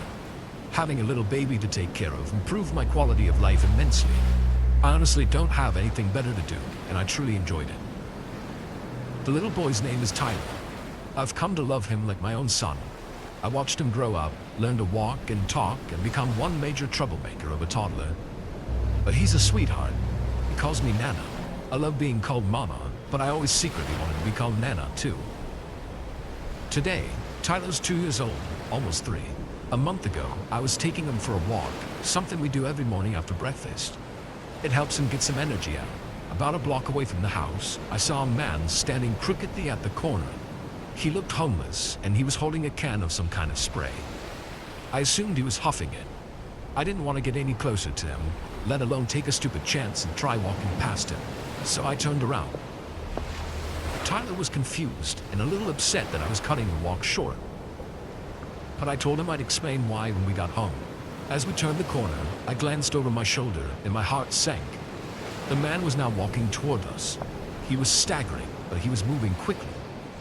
At this point, Tyler started to fuzz and tried to stop walking, so I picked him up and carried him the rest of the way home. We were only a few hundred feet away, but it felt like a mile. By the time I got up on the stoop, the man was right in front of the house.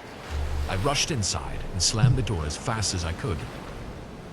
But before I could lock it, the man arched into the house. The door hit me in the face and knocked me over. I managed to keep Tyler in my arms so he didn't get hurt, but I immediately had to toss it to the side because the man was coming straight for me. He got on top of me and pinned me down, then started hitting me in the face with the bottom of the spray can. I put up my hands to try and protect myself, but he just hit me right through them. Couldn't get him off me either. He had the mindless strength of a fiend. Poor Tyler was watching the whole thing and started to cry. For a moment, the man stopped beating me. I thought for just a split second that God was using Tyler's screams to make the man realize what he was doing. I was wrong. He took a lighter out of his pocket, put it in front of the spray can, and then he lit it and sprayed right through it.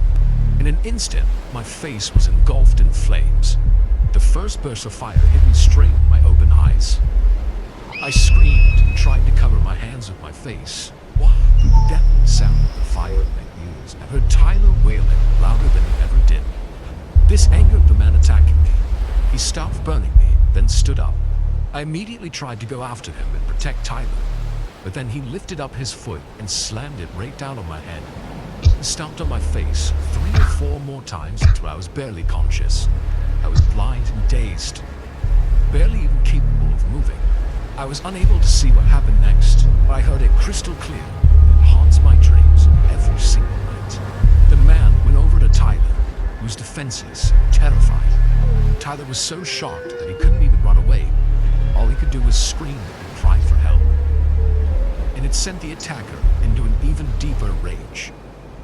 That sick, twisted demon burned Tyler's face. Tyler howled in pain. The demon didn't let up. He held that flamethrower on his face for 10 or 15 seconds. He only stopped because the can ran out. Shut the hell up. I'm tired of you screaming. When it was over, I tried to curse at him. I could only let out a weak groan, but it was enough to make him come back over and kick me in the chest. I felt like I couldn't breathe. For the moment, Tyler had stopped crying. I'm not positive, but I believe he simply passed out from the pain. Unfortunately, I have to say I'm glad he did. Otherwise, that man probably would have killed him. After it finished with us, the man proceeded to rob the house. He ran out with whatever he could carry in his pockets, which amounted to about $2,000 worth of my neighbor's belongings. When he left, Tyler woke up, started to fry and scream. Finally calmed one breath and called for help.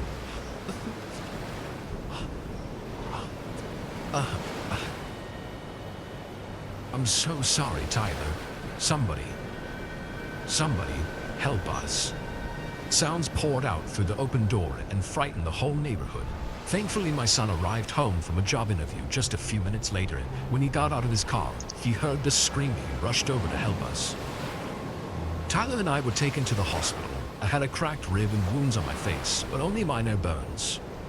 Tragically, while Tyler wasn't beaten, he got 2nd and 3rd degree burns all over his head and face. His eyesight will never be what it was, and he will likely be permanently scarred. As for the man who should be in hell, the police have not caught him yet. I'm too far-sighted in my old age to have gotten a good look at his face. And not many people in the neighborhood can even afford doorbell cameras. Everyone in the community is heartbroken, especially the poor boy's mother. I wish I did more to protect Tyler. I keep telling myself that if I'd just been 1 second faster, it all could have been avoided. I'm a single mother with an 11-year-old daughter. I work full-time and I'm also on call for extra work when I'm home, so I don't have a lot of time to cook. I usually pick up something on my way home from work, or get something delivered if there's nothing I can microwave in the house. Luckily, my daughter's a big fan of pizza, and there's a Domino's in a shopping plaza near my house, so we eat from there at least once or twice a week. I tend to get there around 6 p.m. At that time, all the shops and restaurants in the plaza are busy, but Domino's is typically a major exception. I knew that was a bad sign, but for multiple reasons, I stuck with it so I didn't have to wait in a long line. Whenever I go inside to order, I'm usually the only customer in there, and it always has the same workers because of how regular my schedule is. The cook is this tall, burly guy who honestly looked kind of dumb. He always moved very slowly, but he did his job well. The cashier, on the other hand, was quite the opposite. He was short and scrawny. His skin was always greasy and pimply, and he constantly fidgeted with his hands or his jaw. At first, it was just a bunch of poor attempts at making conversation, which I was captive to until my pizza was done. Over time, however, he started to think we were friends. He started asking a lot of personal questions, like where I worked, what kind of job I had, if I had a husband or a boyfriend, even where I lived. I always pushed through it and told him as little as possible. Unfortunately, he was extremely persistent. Every day I went back, he got pushier with me, and he would get angry when I didn't tell him what he wanted to hear. I started dreading picking up pizzas because of him. Unfortunately, the next nearest pizza place was far out of my way, and it was a much crappier chain. I couldn't just stop bringing pizzas home though. My only other options were burger joints and Asian restaurants, neither of which my daughter cares for. So I kept dealing with the creepy cashier. On Valentine's Day, things came to a head. The cashier was extra smiley when I walked in. I smiled back and tried to place my usual order. The cashier completely ignored it and instead started talking to me. But this time he was clearly not going to take no for an answer. Can you just place my order, please? We can talk while he's making it. Where's the rush, babe? The pizza's not going anywhere. I'm just trying to get home soon, okay? I'm hungry and tired and my daughter is waiting for me. Don't you want something nicer than pizza for Valentine's Day? No, I'm fine with pizza. Could you please place my order? Why are you selling yourself short? Let me take you to dinner somewhere fancy. You can have a few glasses of wine. Then we can go back to your place and I'll make your toes curl. A woman like you deserves to have her brain melted. You just stop. You said you have a daughter, right? I'd like to see if it looks running the family. God, you're such a freak. All I want from you is a large Hawaiian pizza. Stop playing hard to get. I know what you want better than you do. Goddamn it, grateful bimbo. Stop it. Just leave me alone. You know what? I just remembered. You don't have to be conscious. Suddenly, the cashier tried to grab me over the counter. I stepped back and prepared to run for my life. He started to climb on the counter, but then at the last second, the cook came up and put his hand on the cashier's shoulder. The cook didn't even say anything. He just shook his head. But somehow, that was enough to diffuse the cashier's rage. You're right, she's not worth it. He was very quiet after that, but I could see the anger in his eyes. He finally put the order in for my pizza. Then, after a few tense minutes of waiting, I was on my way. On the drive home, I promised myself I'd never go back to that Domino's. When I got home, my daughter and I wasted no time devouring the pizza. But something wasn't right about it. From the very first bite, it tasted damp and rotten. It was absolutely disgusting, and my daughter agreed. We inspected the pizza for bugs or spit or some other device or the cashier's or batch, but we couldn't see anything wrong with it. Then, we turned it over and discovered that the entire base of the pizza was infested with black mold. My daughter started crying and vomiting. I thought I was going to be sick too.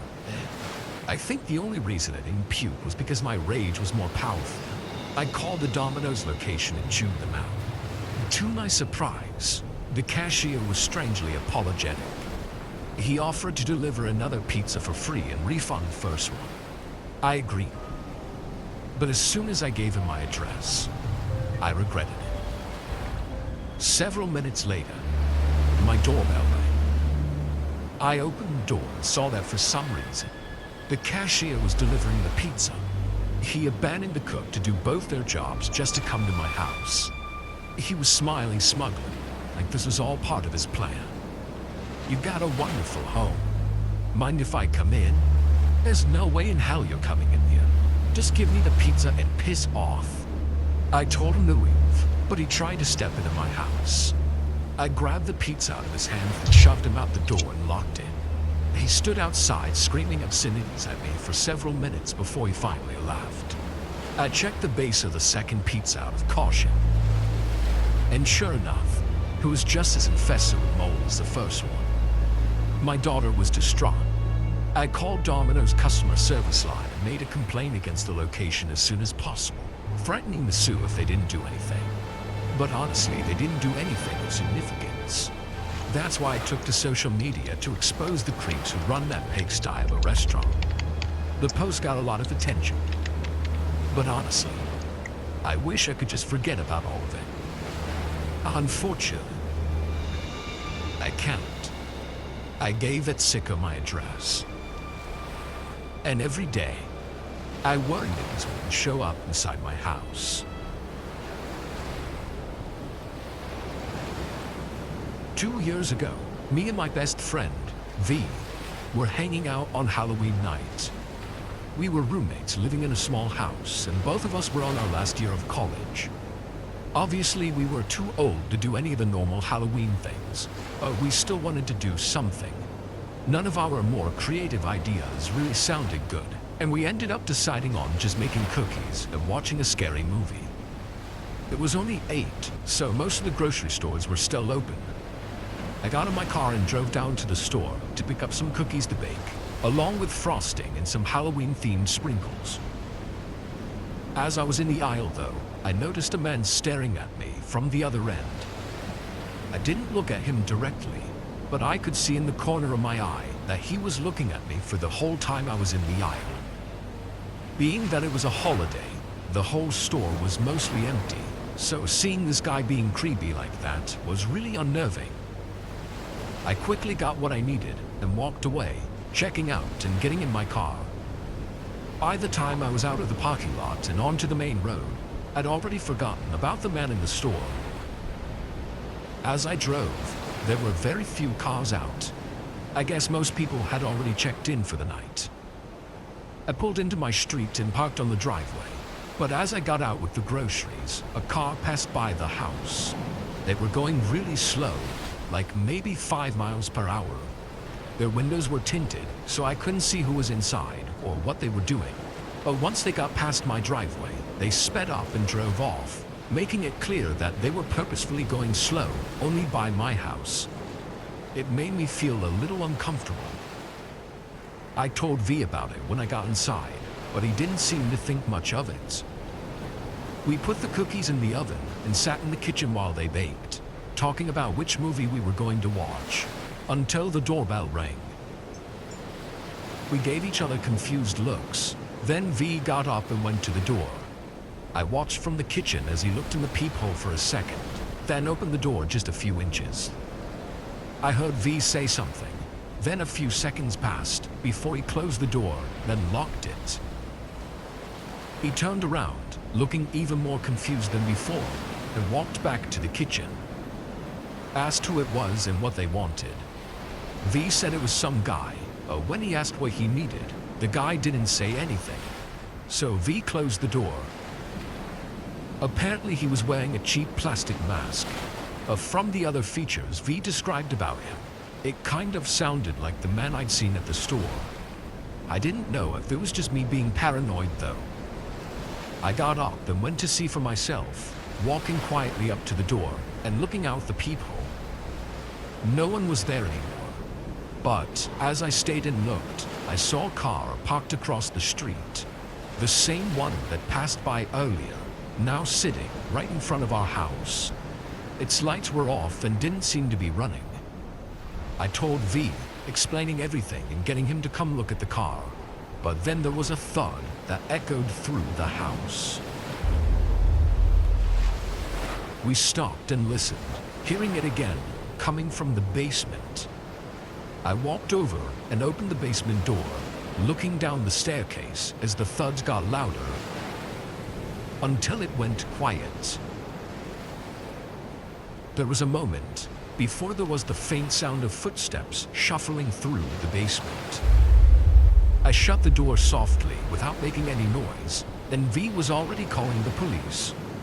The basement door didn't have a lock on it, so I was just pressing my body against it and hoping for the best. The muffled footsteps went across the basement and to the bottom of the stairs, where they stopped.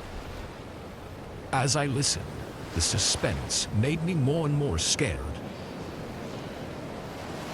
V grabbed my shoulder and told me to come with him as he ran to the front and out of the house.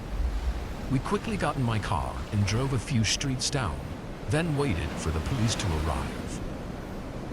When they did, nobody was inside. But the basement door was wide open, and in the basement were shoe prints coming from the window well that had been broken open. The car was gone, so the man had of course driven away, but it seemed like he left as soon as he noticed we weren't in the house anymore, because he didn't take anything. Whoever that guy was had followed me from the store, stalked us, and then broke in. We don't know why he did any of it, but I just hope that I never have to find out.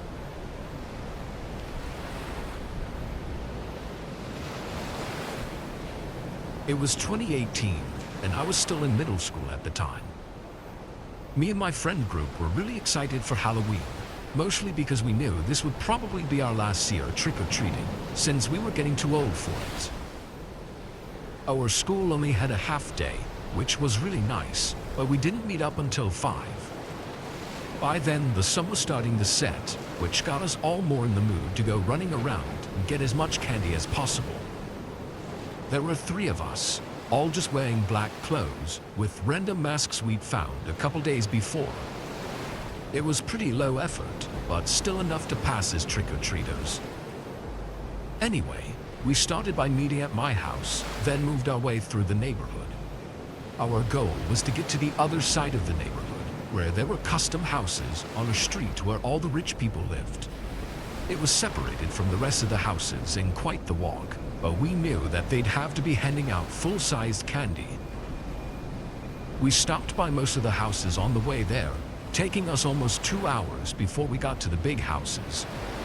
By then, most of the other kids had gone home, and the sidewalks were mostly empty. It was late since we'd started a bit behind, but it wasn't so late that people would be going to bed or anything. As we walked up to each big house, though, we realized a mistake in our plan. All the houses were really far apart.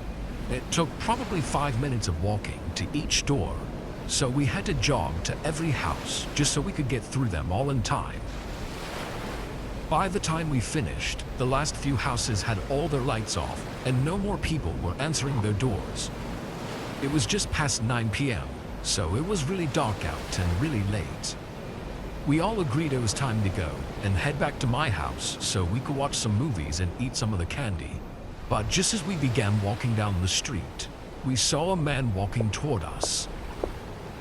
It was way too dark to see what he looked like, but he was definitely an adult, wearing a hood covering his face. And he was alone. It was just us and him on the road.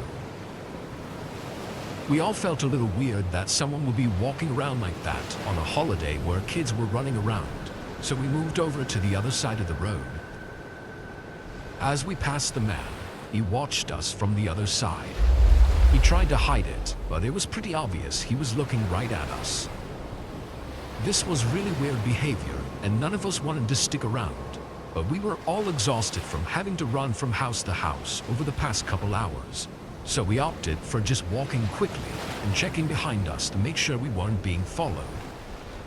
After a few minutes, we felt like we'd put a good distance between us, but out of nowhere, my friend in front stopped abruptly, causing me to bump into him and stumble back. I jokingly called him a few choice words, but when I looked up, I immediately went quiet. There was a hooded man standing at the side of one of the houses ahead, hiding between the trees in the woods just outside of the reach of the streetlights. All we could see was his figure, but from the looks of it, it had to be the same man we'd just seen. He was just standing there, as if he was waiting for us to get closer. We were all whispering to each other as we stood in the road and tried to decide what to do, but there wasn't much to decide on. There was only one way out, which was the way we were heading. So we kept walking, keeping our eyes on the man. As we got closer and closer, just about to pass him, he started quickly walking out of the woods and toward us. All of us started running, making a break for the trees on the other side of the road. We stayed together, running into the woods in the direction that we hoped would lead to the other neighborhood. But the further in we got, the darker and more difficult to navigate it became, especially while running at full speed. After a minute or so, we realized the man had either lost us or stopped following. We took a moment to collect ourselves, leaning up against a tree. Only a minute passed before we heard footsteps in the leaves somewhere out in the woods nearby. We silenced our breathing as best we could and listened as they slowly moved through the dark, eventually fading out. We waited a bit to make sure it was safe, then hurried out of the woods and made it back to my house. None of us had the nerve to call the cops, but we didn't see any other kids outside on our way back. so hopefully they'd already gotten home.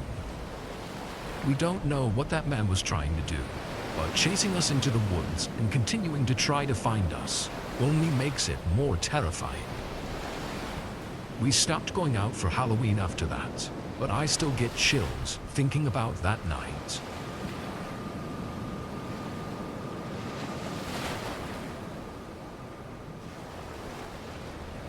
I'm 26, and this happened last Halloween.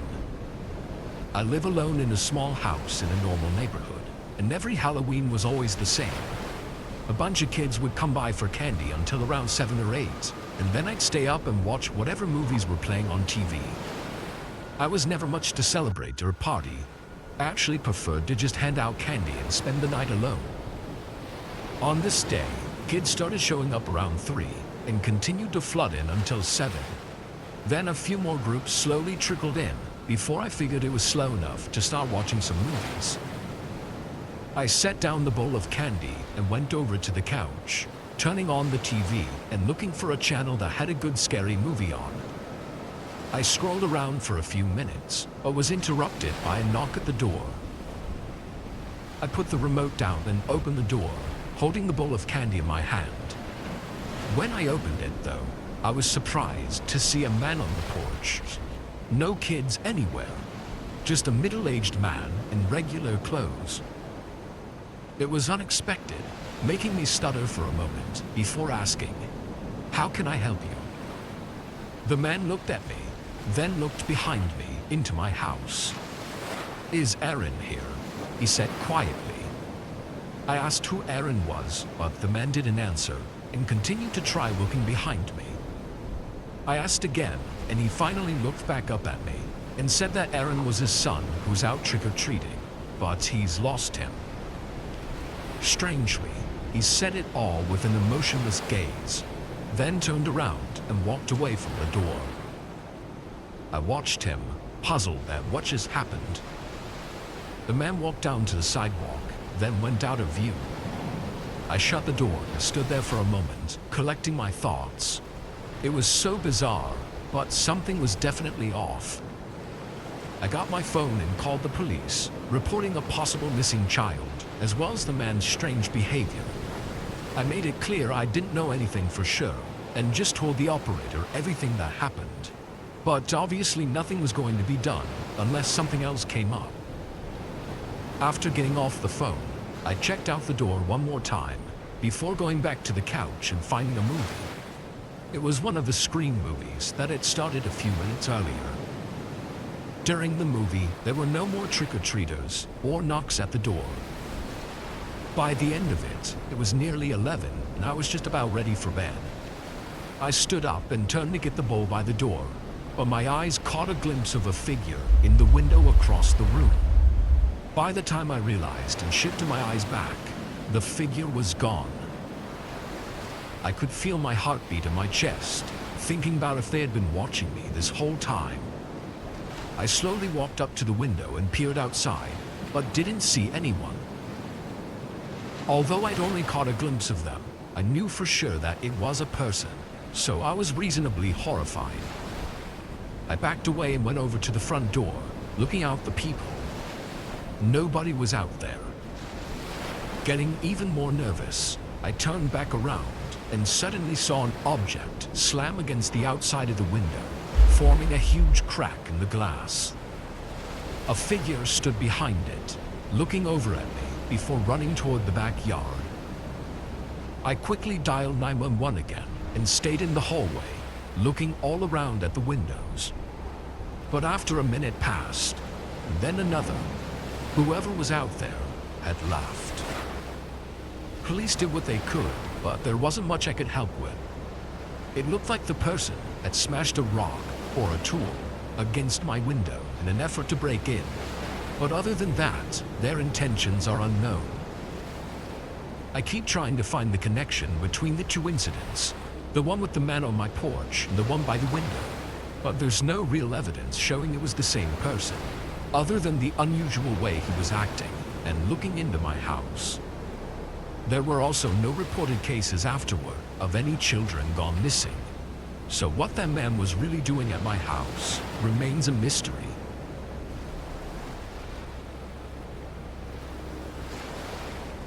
It was Halloween. My friends and I got invited to this exclusive Halloween and haunted house party. I wasn't really the partying type, so I wasn't really interested in going to the party, but my friends forced me to go. We were grown and not everyone was into wearing costumes, so masks were the minimum requirement.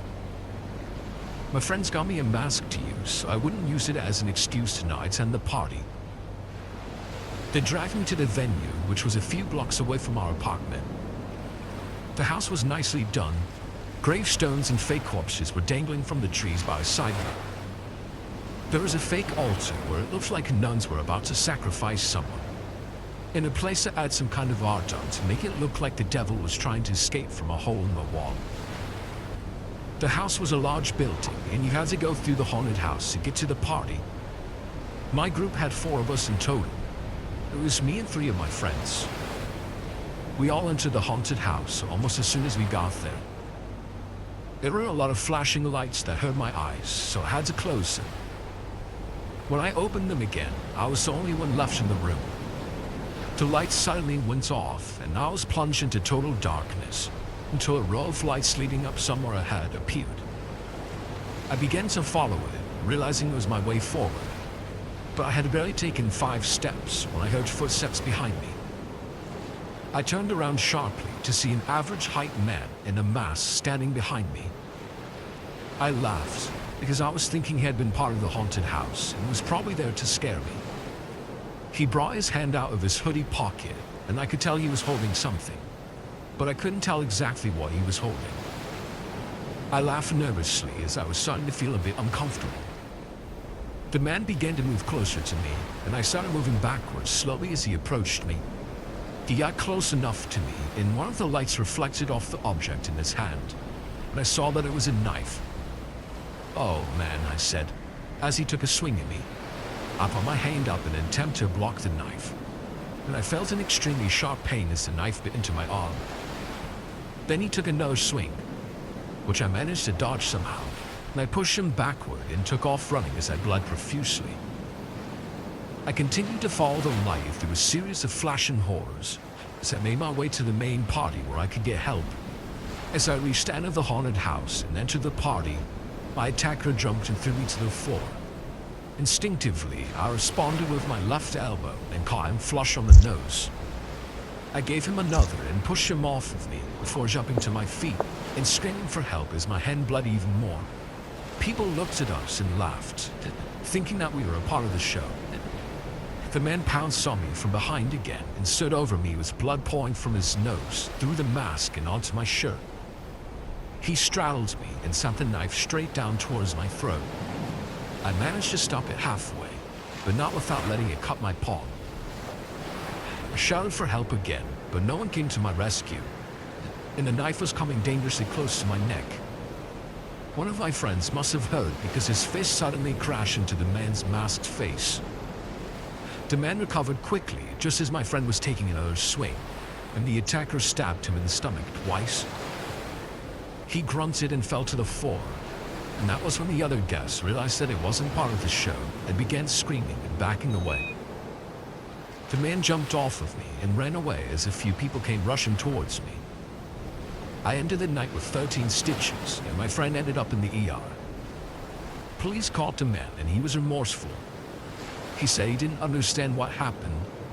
He said that the flashing lights at the entrance of the haunted house had messed with his head, which is obviously just a horrible excuse. He would say anything to help him get into less trouble, I'm sure. I bet he's going to even try the insanity plea. I don't see that working out for him, though, if I'm being honest. This happened in a small town in Minnesota, and if it can happen here, it can happen anywhere. Be safe and have a fun Halloween this year, everyone.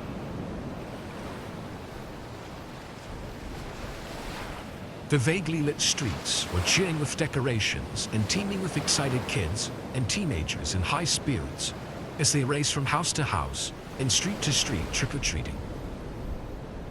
Every kid on the block was out on the street having the time of their life and collecting weeks' worth of candy from their neighbors.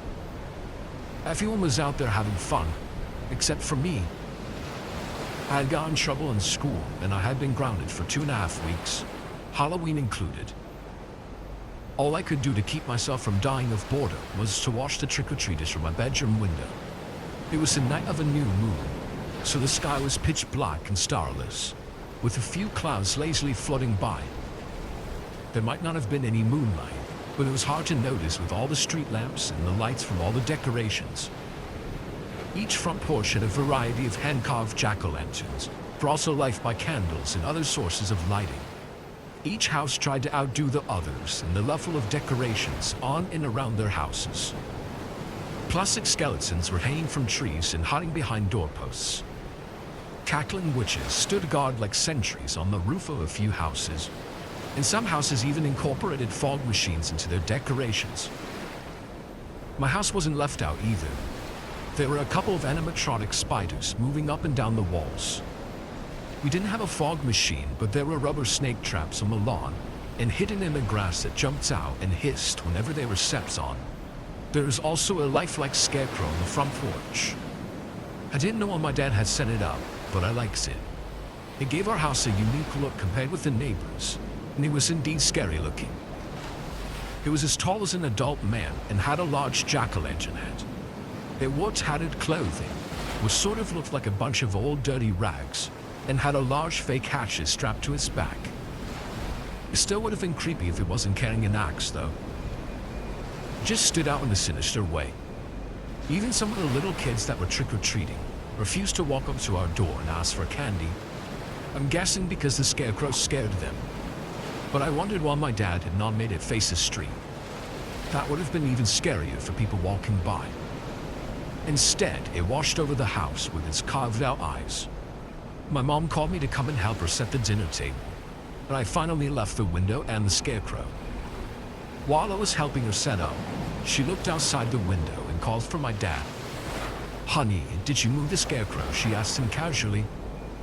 "No," my father replied. "Someone take it or something?" she asked, while looking out the window just in case it had been stolen. "Where did you get it, by the way? It looks almost too real," she said. My dad suddenly paused and looked at her with a puzzled look. "You're joking, right?" he said. "I didn't put a scarecrow there. I don't have a clue as to what you're talking about." "Stop joking, Gary. I'm starting to get creeped out," my mom said, a little bit frightened. "I'm not," my dad said, and hurried to the window to see if there was a scarecrow or not. He opened the door and looked outside, but my mom was right. The scarecrow was no longer on the front porch. And that's when my mom screamed, pointing at the back door. I turned around and saw a large jack-o'-lantern headed through the see-through portion of the back door.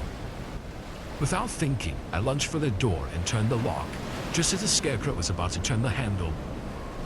Up close, I could see the human skin under the jack-o'-lantern in the ragged clothes. It wasn't a decoration at all. It was a real human being in the scarecrow costume. He grabbed his axe that was strapped to his back, of which I originally thought to be a fake axe, and took it out and took a lunge at the door, making my mom scream even more. The heavy blade bit into the door, and he pulled it out and took another swing. My dad ran into my parents' room and he came back with his shotgun. He cocked it and took a shot at the door, blowing large chunks off of it. A few of the pellets must have hit him because he grunted in pain and then took off running, leaving a large amount of blood behind. I wondered what would have happened if I had not locked the door in time, or if my father didn't own a shotgun. The police never caught him, as far as I'm aware. And my family has been completely traumatized by this whole ordeal ever since. I've been way more wary of street decorations since then, and every Halloween since that Halloween, I haven't went out trick-or-treating, which would be 2 years in a row now that I've missed. I don't think I'll be going this year either, unless a few of my friends will go with me.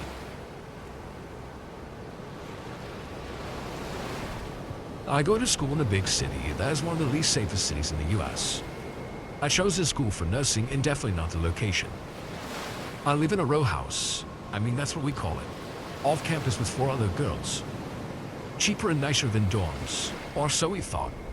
I guess you get what you pay for. We are all girls and sophomores at college. As you would guess, we like to go out and drink, come back and do things we don't remember. We had just started our rent in August. 3 floors plus a basement, which was padlocked by the owners. Understandably, we would definitely have parties down there to avoid immediate cleanup. The house was great, an amazing location to school and work. I'm a CNA, works odd hours. Important for later. Was not expensive and good condition. I had never lived with that many people before. Just one roommate, so before we definitely knew if one of us had misplaced or changed something. I started to notice my snacks either half gone or completely gone. I was getting annoyed, but a house of many people is too much work to go and figure out who ate it, so I ignored it. Slowly, as girls do, we started making comments about someone eating our food, but passive-aggressively. We all just let it go because we want a whole house fight. I work until about 11 in the NICU, get home at about 11:30, mostly on weeknights. I started to notice pens left out or snack wrappers around. I thought it was odd because none of my roommates had done that before. But just thought, oh, they probably drank a bottle of wine and then went to bed and forgot about it. Again, my roommate started making comments. This time he started to ask because it was getting annoying, all of our food being gone and things being left. I knew it was one of them, but who wants to admit they ate someone else's snacks in college? Snacks are a high commodity. We chalked it up to the girl who always smokes and eats her way in food. She swore it wasn't her. This went on for about 2 months. It got more obvious someone was clearly taking everyone's food. Definitely the girl that always smokes. I see her eat the whole snack pantry in a night. I wish it was her. One night at work, I was about to get off, but a situation happened and I didn't end up leaving until 12:30. I took the bus home. I carry pepper spray, a taser, and a pocket knife. Don't worry. I got home and I was about to collapse. I wanted to go to bed ASAP. I walked in the front door and the stairs are directly in front of you. You can also see down the side into the kitchen. I walked in and saw someone in the kitchen, but was way too tired to say hi. Thinking it could end in like a 30-minute conversation about nothing, so I went straight upstairs. When I got to the second floor, I noticed all my roommates' doors were closed, which always means they are all either in their room for the night or asleep. I got a weird feeling. There's something that made it click. They were all asleep, right? I texted our house group chat asking if anyone was in the kitchen. I felt stupid for even asking. 2 responded no, and they said the other 2 had been asleep. I knew there wasn't any of my roommates down there at that moment. I dialed 911. I didn't press call. I crept into my roommate's room across the hall. Thankfully, or maybe not thankfully, she didn't have her door locked. I whispered, telling her I think someone is in the house. She gave me the widest eyes ever and almost looked like she was going to cry. She didn't suspect anything like I had, but for reference, very bad areas, and there was a shooting in the house 2 doors down, only weeks earlier by an intruder. She mouthed to me to make the call. The whole time we were dead silent. We didn't hear really anything at all. I was starting to think I was seeing things after such a long day at work. And I was regretting that I dialed 911, thinking I'm going to look like an idiot when they show up. And I was just overtired and dreaming. We explained what's going on, and they said they will send someone as soon as possible. And that actually does mean right away, since it is a big and dangerous city. The police showed up. I didn't even want to go downstairs, but the operator confirmed it was them, so I did. But the whole time, I could swear the operator could hear my heart beating. The police came in and looked around. I was thinking, oh god, I look dumb. They asked if there are any other floors, and we tell them technically the basement, but it's padlocked, so really no. They checked the basement anyway, just in case. And well, they were right. A man had been living in the padlocked basement. The lock was pulled off the hinges and just kind of propped against the wall. We never looked at that though. We rarely went out back. The guy had taken a comforter of one of my roommates out of the hall closet, had a mattress from God knows where, and his clothes. Well, he was the one moving and eating all of our stuff. He would come out in the middle of the night and do it. He started getting more comfortable. I don't know if he was drugged out and forgot to clean his tracks or if he just didn't care. Me and my roommates have pretty consistent schedules during the week, probably letting him think that any time after about 12 was good to come out. We never slept with our individual doors locked, and that's what freaks me out the most. He had access to any one of us at any moment, and we had no idea. When he was getting arrested, I was the only one to go down and look. I don't know why I did. I wish I didn't. I took a picture in the process of him being arrested to show my roommates, who were too afraid to go down. This is him. So how my friend group works is we have our little circle of people who we hang around with most often. For big events or bonfires or something similar, we expand and a couple of different friend groups join. Ben is a part of one of these extended friend groups. He is someone who always posts different and interesting things. He always has something to say. I've gotten along really well with Ben at these events and we always end up chatting. I've always found him to be a bit different and a unique individual. Ben started going to my local college this year. He shot me a message on Snapchat basically saying, "Hey, all my friends went away to different schools and the only person I have to talk to from the area is not my ex-girlfriend. I was wondering if you wanted to get a group together and hang out, because I'd like to have some new friends around." It was actually a nice message, because with the course I'm in, I don't get to make many friends. And all of my close friends are spread out now too, so I said yes. The hangout was initially supposed to be one of my friends, him, and one of his friends. It was a day after class, I just got home. He told me he was going to take a quick nap before we all head out. When he wakes up, he tells me it's now too late and he has other plans he forgot about. That was totally fine, I wasn't upset about it. I canceled with my friend too, so I can just sit down and do some homework. He texted me a few hours later. I didn't give him my number, telling me his other plans are cancelled and he was now available again, and wondering if I still want to do something. I said that my friend was now out of the city, and he said he texted his friend but they didn't answer.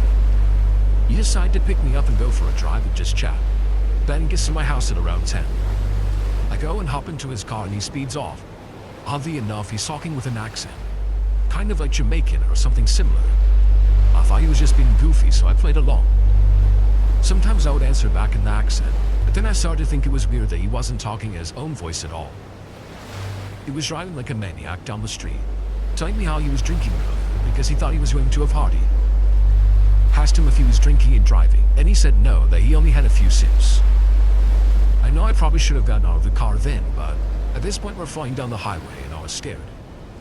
He begins to rant about his ex, telling me that there was infidelity and trust issues on his end. He couldn't tell me what they were because he didn't want me to think badly of him. He told me he was still going to marry this girl and have kids together. He ranted about her and got on tangents and started to scream and yell. I started to think maybe he was on some drug or something. We arrive at my college, a half-hour to 45-minute drive away into another city, and he says we should get out of the car. I'm already scared and my phone is dying, so I just listen to what he says. At this point, I'm literally thinking he might kill me. He took me for a walk through the light woods and then started to make sounds like a creature. He would make light dinosaur sounds or sounds like the grunge. He would also walk like a creature, morphing his body into weird, creepy movements. I requested for us to go home because I was literally terrified. We get back into the car and start our drive home. He pulls out a pipe and smokes something. I tell him that he shouldn't do that, but he doesn't listen. Now he begins to yell. He starts back on his tangents about life again, and he pulls over the car to get out and do some jumping kicks. Like what? At this point, my phone is dead. Gets back in the car and puts on his favorite song. The song begins slow and then picks up a little later. It's like a 4-minute song. Then begins to scream along to lyrics and smash the windows and dashboard and wheel with his hands, stomping his feet. I've seen someone passionate about a song before, but not like this. Ben swerves all around the road until he gets to my house. He then turns to me and says, without an accent, "I know it's late, but did you want to have sex?" In the most casual tone in the world. I gave a nervous laugh and said, "Actually, I'm good." He turned to the back seat to get something, but I got out of the car and booked it to my house. I locked the door to my house and the bedroom door of my room. It might not sound as terrifying as it was for me in the moment, but at the time I was shaking out of pure fear.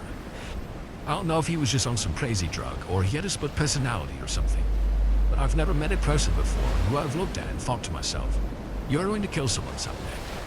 I really hope he doesn't see this because I see him at school frequently. To put this into context, I'm an 18-year-old girl living in New Zealand. I suffer from anxiety and shut down in stressful situations, become rather overwhelmed, but I'm not sure how to deal with something. The story happened yesterday while I was waiting at my bus station to catch a bus home. I'd had a long day at work and my legs were in pain, and all I wanted to do was get home and watch some YouTube in bed. It was getting dark and the sun was almost completely down. As I was listening to some music in a rather deserted area of the bus station, a man considerably larger than myself sauntered up and sat down directly next to me on the bench, which I didn't think much of. To put this into perspective, I'm roughly 55 kilograms. He must have been at least 100 and could have easily overpowered me. I noticed out of the corner of my eye that this man was staring at me, and I began to feel a little uncomfortable. But I shrugged it off to him looking at my mask. It's rather nondescript and just blacked. I ignored this and acted busy on my phone to avoid talking. As I said, I had a long day at work. The man began to talk and I pulled out my AirPods to listen to what he was saying to me. The AirPod fell and landed on the ground, which he picked it up for me, held onto it and stared at it for a few seconds before handing it back to me. I was already getting bad vibes from this man. The conversation went something like this. Your eyes are beautiful. Did you get them from your mom or dad? My mom, I guess. I kept my reply short to try to signify I wasn't in the mood for talking, but he continued. What bus are you catching? Where do you live? I laughed nervously and told him I didn't feel very comfortable sharing where I live. I told him it was further up north. He then said, why? It's not like I'm going to hurt you. Isn't it really fancy up there? This was where I began to feel seriously uncomfortable and began to shake. He asked if I had a boyfriend, to which I said yes, and he proceeded to ask if I planned to marry him, to which I laughed and also said yes. Oh, it kind of just sounds like you're rooting him. Are you sure you want to marry him? I was shocked and looked at him before telling him again, yes, I do plan to marry my partner. How old are you? I don't know what came over me, but I told him I was 21 to try to make it come across as like I was old enough to stand up for myself. Are you on the pill? I'm sorry, I don't feel comfortable sharing that, and I don't see why you need to know. Oh, so you use condoms instead. I wanted to walk away, but I was grown into the bench and I couldn't move a muscle if I tried. I was uncomfortable and confused as to why he was asking me these questions. You have someone waiting for you at the bus stop, or are you walking home? How far do you live from the bus stop? This is the question that made everything click into place, and I realized this guy had malicious intent. He's not being friendly. This man is going to follow me home and try to assault me or kidnap me. I started to really panic and started desperately looking for onlookers. A young man, possibly my age, walked out of the public bathroom last, and had overheard this conversation and was looking at the predator rather skeptically. I knew then I'd at least have someone to help if I just asked for it. By this point, I recalled a video I seen on Reddit about a highly pregnant woman and her daughter being followed to their car, an empty car park, in the dark by an older man. This lady was stressfully trying to find her keys in her purse as this man was standing beside her daughters on the opposite side of the car, making small talk with them. He got impatient and walked away before she found her keys.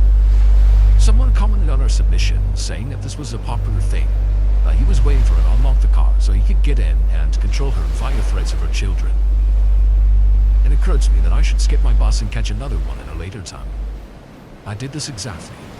He kept trying to ask where I lived, and I continued to refuse telling him where.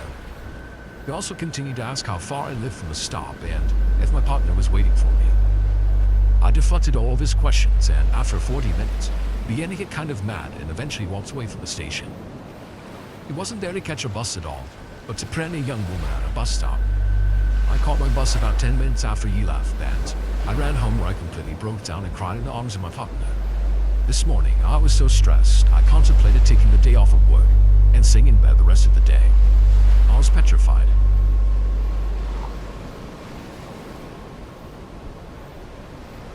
During a period of my life where I was mostly living on the road, I often made money through house sitting and dog sitting.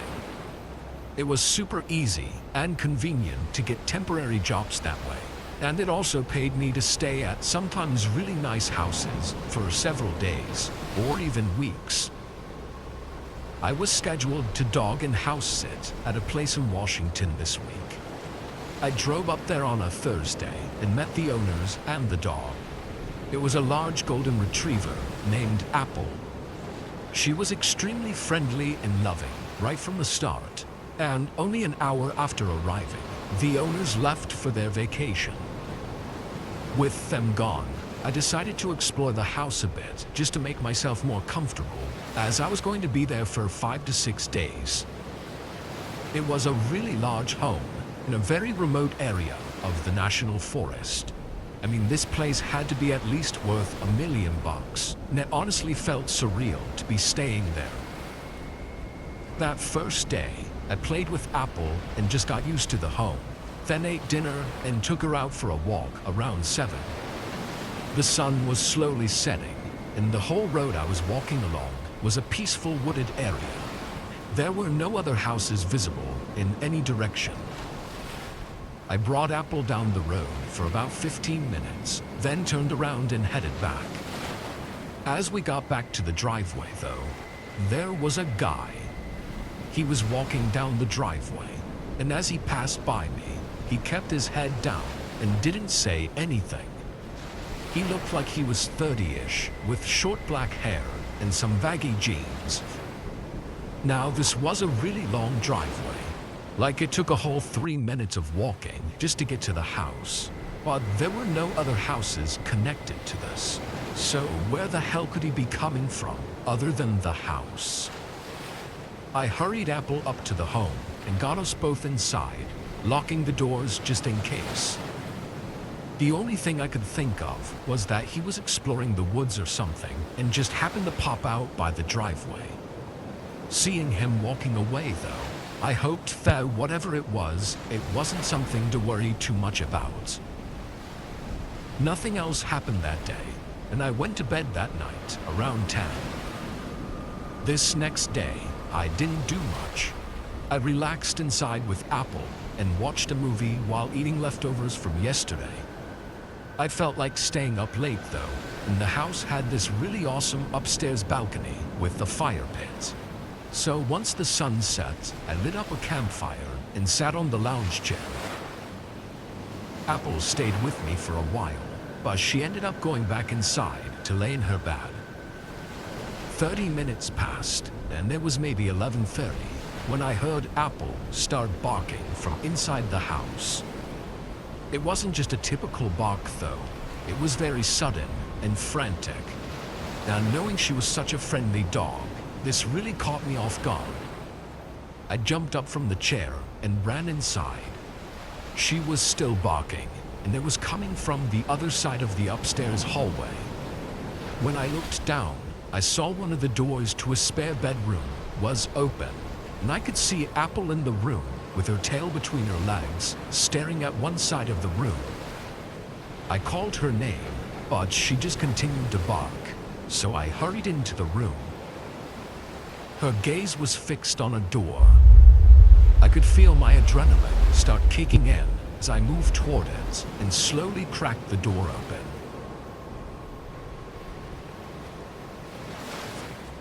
It was pitch black in there, and I didn't know where the light switch was, but it was a large walk-in closet full of clothes hanging everywhere. And somehow, my eyes locked on a small gap. There was an eye staring right back at me. For a moment, I froze before quickly slamming the door. I could hear the clothes rattling inside the closet as I grabbed Apple's collar and rushed her downstairs and straight into my car. I drove away, hands shaking on the steering wheel, and called 911.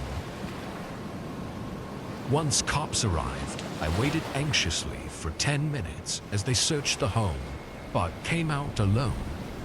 The guy had already left. We went over everything, and I told them about the person that I saw yesterday, but that was really all I knew, and I really couldn't confirm if it was the same person.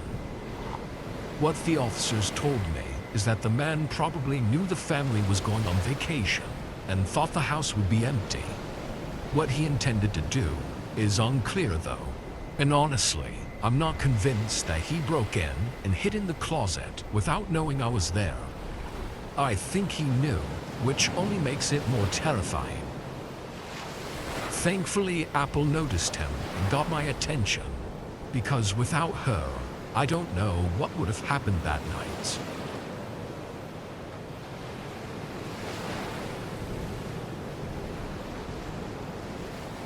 I'm a maintenance worker for a small business.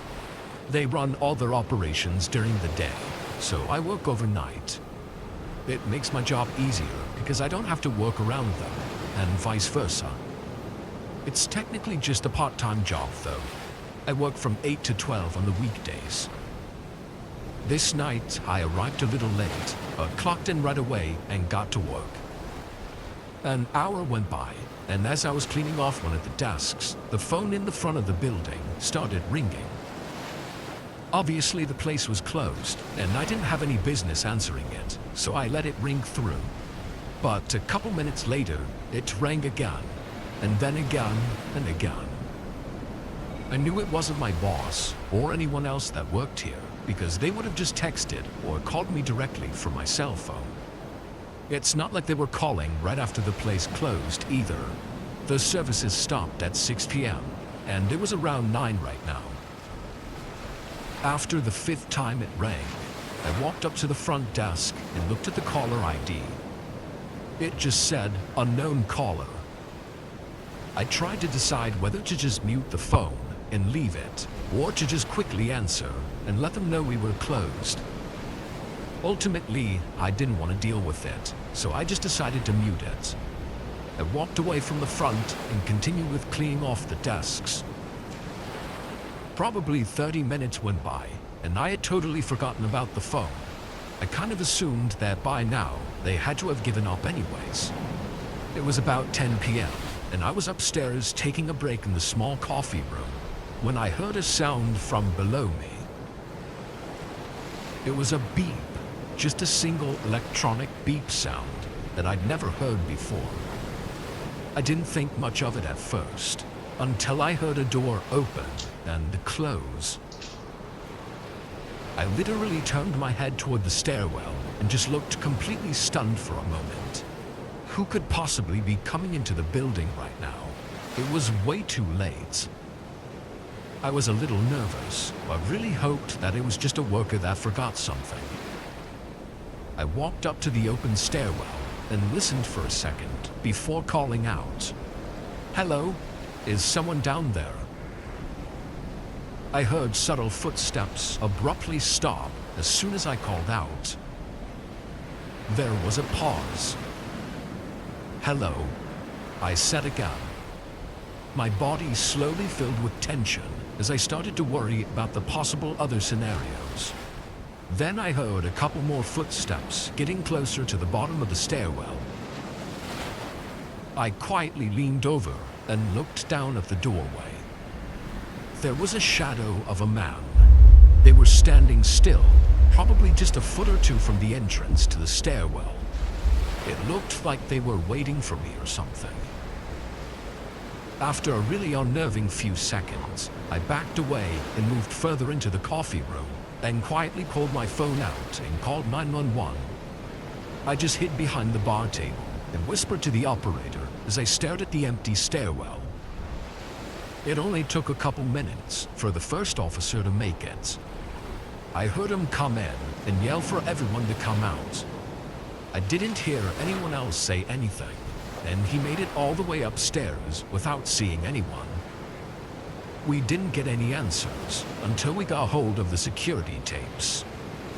Disturbingly, the guy stood at the bottom of that stairwell for several minutes, holding a knife and looking absolutely unfazed by anything. He didn't seem to have come in with the intention of hurting me. Actually, it seemed like he had no idea I was there until I called out. However, once he knew I was there, it looked like he was 100% willing to harm me if I came in his way. After a couple minutes, and just before the officer arrived, he left out the front door. I guess the biggest mystery is how he got a keycard to unlock the door. That's what the beep sound was. Even I didn't have a keycard. I just had a normal metal key. The search is still open for the guy, and I still work there. Hopefully this was just a one-time thing, but it definitely still has me feeling uneasy some nights.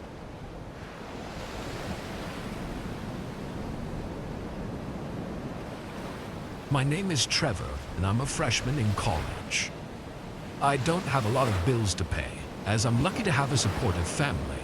However, I still have to pay for my own food, and for whatever random activities that I want to do with my friends. I do Uber Eats every once in a while, just to make enough to afford these things. I drove an old beater Honda Accord that probably belonged in the scrapyard, but it did the job, I guess. Anyway, I'd been delivering for a couple hours on the stay, and it was about 10 p.m. when I picked up an order from Wendy's. There was nothing abnormal about it, at least from what I knew. I drove 15 minutes down the mostly empty highway. The turn was directly off the highway on some gravel road. It was in a forest, and without any streetlights, it was very dark. The headlights on my Honda were really dim too, which made it really difficult to drive down this road. All I could see was about 10 feet ahead. After a minute, the road stopped very suddenly. I checked my Uber Eats app, and it showed that I'd arrived. However, I didn't see a house anywhere. I stepped out of my car and took a few steps in front of my headlights, trying to see if there was a path or something. I didn't see anything. It was just woods and trees. I started to wonder if maybe I had missed a turn somewhere along the gravel road. I turned back around and opened my car door, but as I was getting in, I spotted a light in the woods. It was just a small, dim light coming from between the trees. It wasn't moving at all, which made me think it might be a porch light. I walked a little bit closer to try and see, but it wasn't bright enough to show anything around it. Literally all I could see was the light itself. I stood there for a minute, awkwardly holding the Wendy's bag and unsure whether or not to walk up to it. Then it suddenly moved. It went behind one of the trees and either turned off or just stayed behind it, because it never showed back up. I was definitely unnerved. Like, if this was the guy who ordered it, then what was he doing? I took a few steps back toward my car, and that's when I heard leaves crunching from directly in front of me. I could hear it getting closer, but still saw nothing aside from empty darkness among the trees. I dropped the bag and got in my car. It took my stupid old car way too long to start, but when it finally did, I made a three-point turn and began driving back down the gravel road. As I did, I caught a glimpse of a man in the sight of my headlights, sprinting through the woods and right at the road, clearly trying to cut me off. I luckily made it past him before he got in front of me, because I honestly don't think my car would have been able to stop or swerve out of the way. The rest of that gravel road, it was eerily quiet. When I got back to the highway, I ended my shift and went straight back home. I looked up that area on Google Maps, and there were absolutely zero houses there. It was just some abandoned gravel road with a dead end.